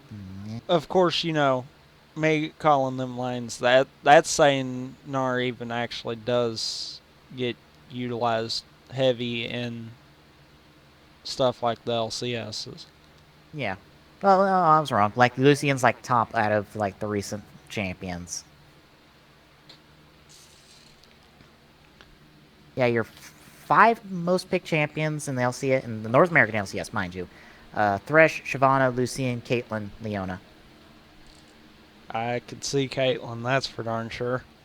Yeah. Thresh has been a huge support pick because of his lantern. Yeah. Like, his lantern has caused big plays to get for, like, escaping. Yeah, Jinx is not so much up there, but it's been picked. I've seen Braum picked. Or banned. Where's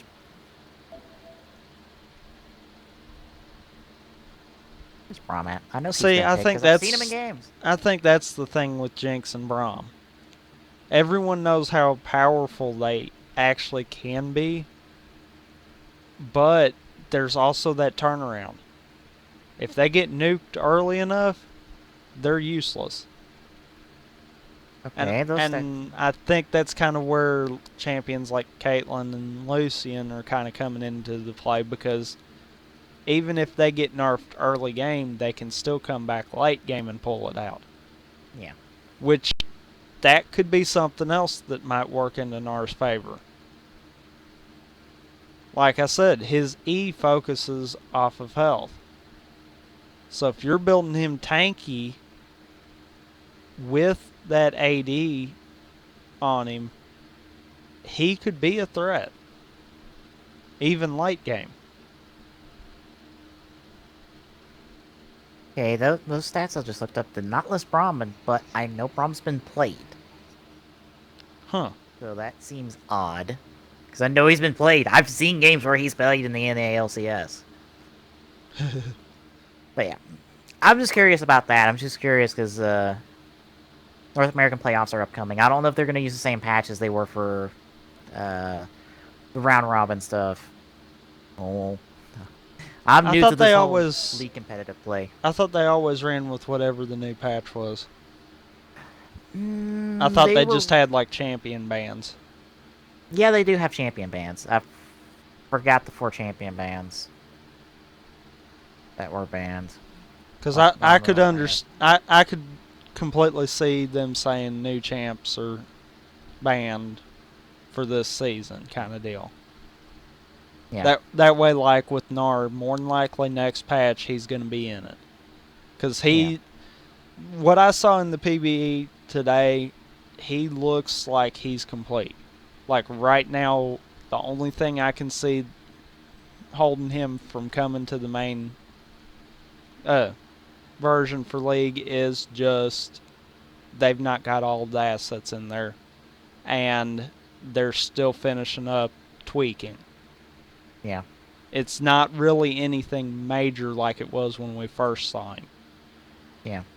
But I know several players from North American LCS do stream on Twitch, so I'm going to kind of keep an eye out when when Gnar's released, and see, and kind of drop in their streams and see if they're playing them, see what their opinions are. If it follows suit like it is on the PBE, you will see a lot of Gnar being played. Every time I've hopped on the PBE in the spectate matches, there is at least one person on one of the 2 teams, usually one person on both teams that's playing Gnar. So I know, granted, the PBE, you've got access to all the champions. But still, that big of an interest in just the PBE, and that's on a small level. Yeah. I can imagine that's going to be the same concept in the main league. Yeah. It just gets me curious because I've been watching a lot of competitive league recently. I've been watching a lot of NALCS stuff. I haven't really been keeping up with the European side, but I've been keeping up with the North American side. And now it's got me like curious on like how do champions stack in the competitive scene? Like what's like the meta right now? What's the big things that what's like the consistent things you see? Thresh is like one of them. Brahm's like a good secondary pick more often than not because it's Braum. You've got a lot of good defensive stuff there.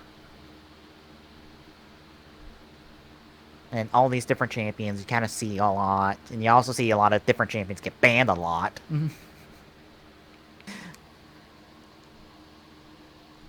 So yeah, it's got me curious to see how... Because I'll be seeing a champion through in a new perspective.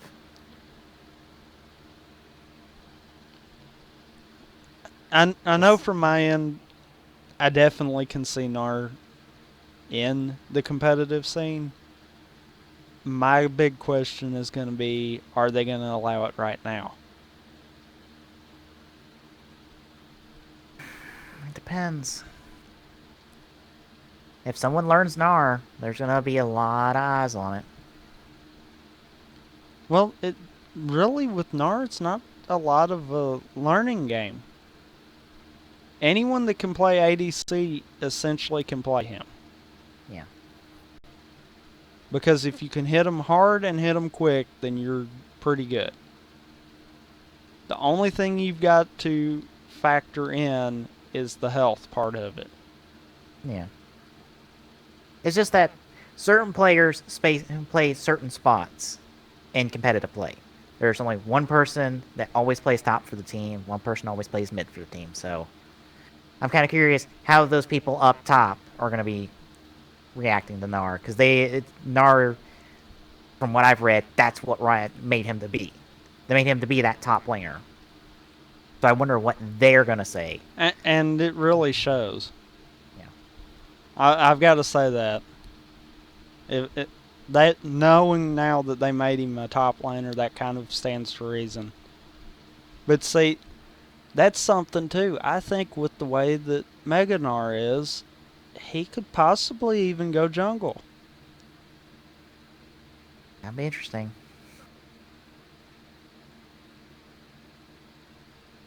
But yeah. I think that will do it for today for... well, yeah, today, because it is morning. An over 3-hour show with lots of talk, lots of heavy talk, lots of fun things talked about. So, want to check out more of our content? Got the website, tgstgsr.org, where this will be posted up on Sunday. Along with TGSR on our YouTube, youtube.com/TGSaloon, where we're going to be looking at more Yu-Gi-Oh! Fun. And like Thomas said earlier, next week for Rampant Gaming on Friday, we got Robocraft. Robocraft, yeah. Yes, I threw on the name for a second. I did too. We'll be playing now on TG Saloon Twitch, no longer on the Frag Nation Twitch. On top of Monday with the continue run through the Halo franchise. Since I'm doing ODST, I'm not doing an extra stream. It'll be just me on Monday and on Tuesday. I might, in the meantime, think of something and pick up the Thursday one for a little bit. Yeah. I'm not sure yet. I gotta figure out what I can do. But other than that, Tuesday will be, for now, random stuff since I'm doing a consistent thing with ODST. And Halo Wars after that. So yeah, all sorts of fun stuff planned. So check it all out. And until then, I'm Tom. No, you're not. No, I'm not. For Tommy, I'm peace. Good night, everybody. I'm going home. I'm drunk.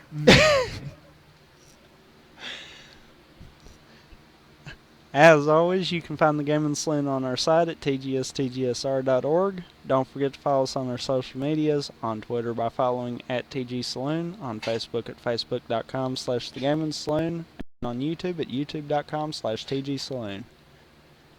Till next time.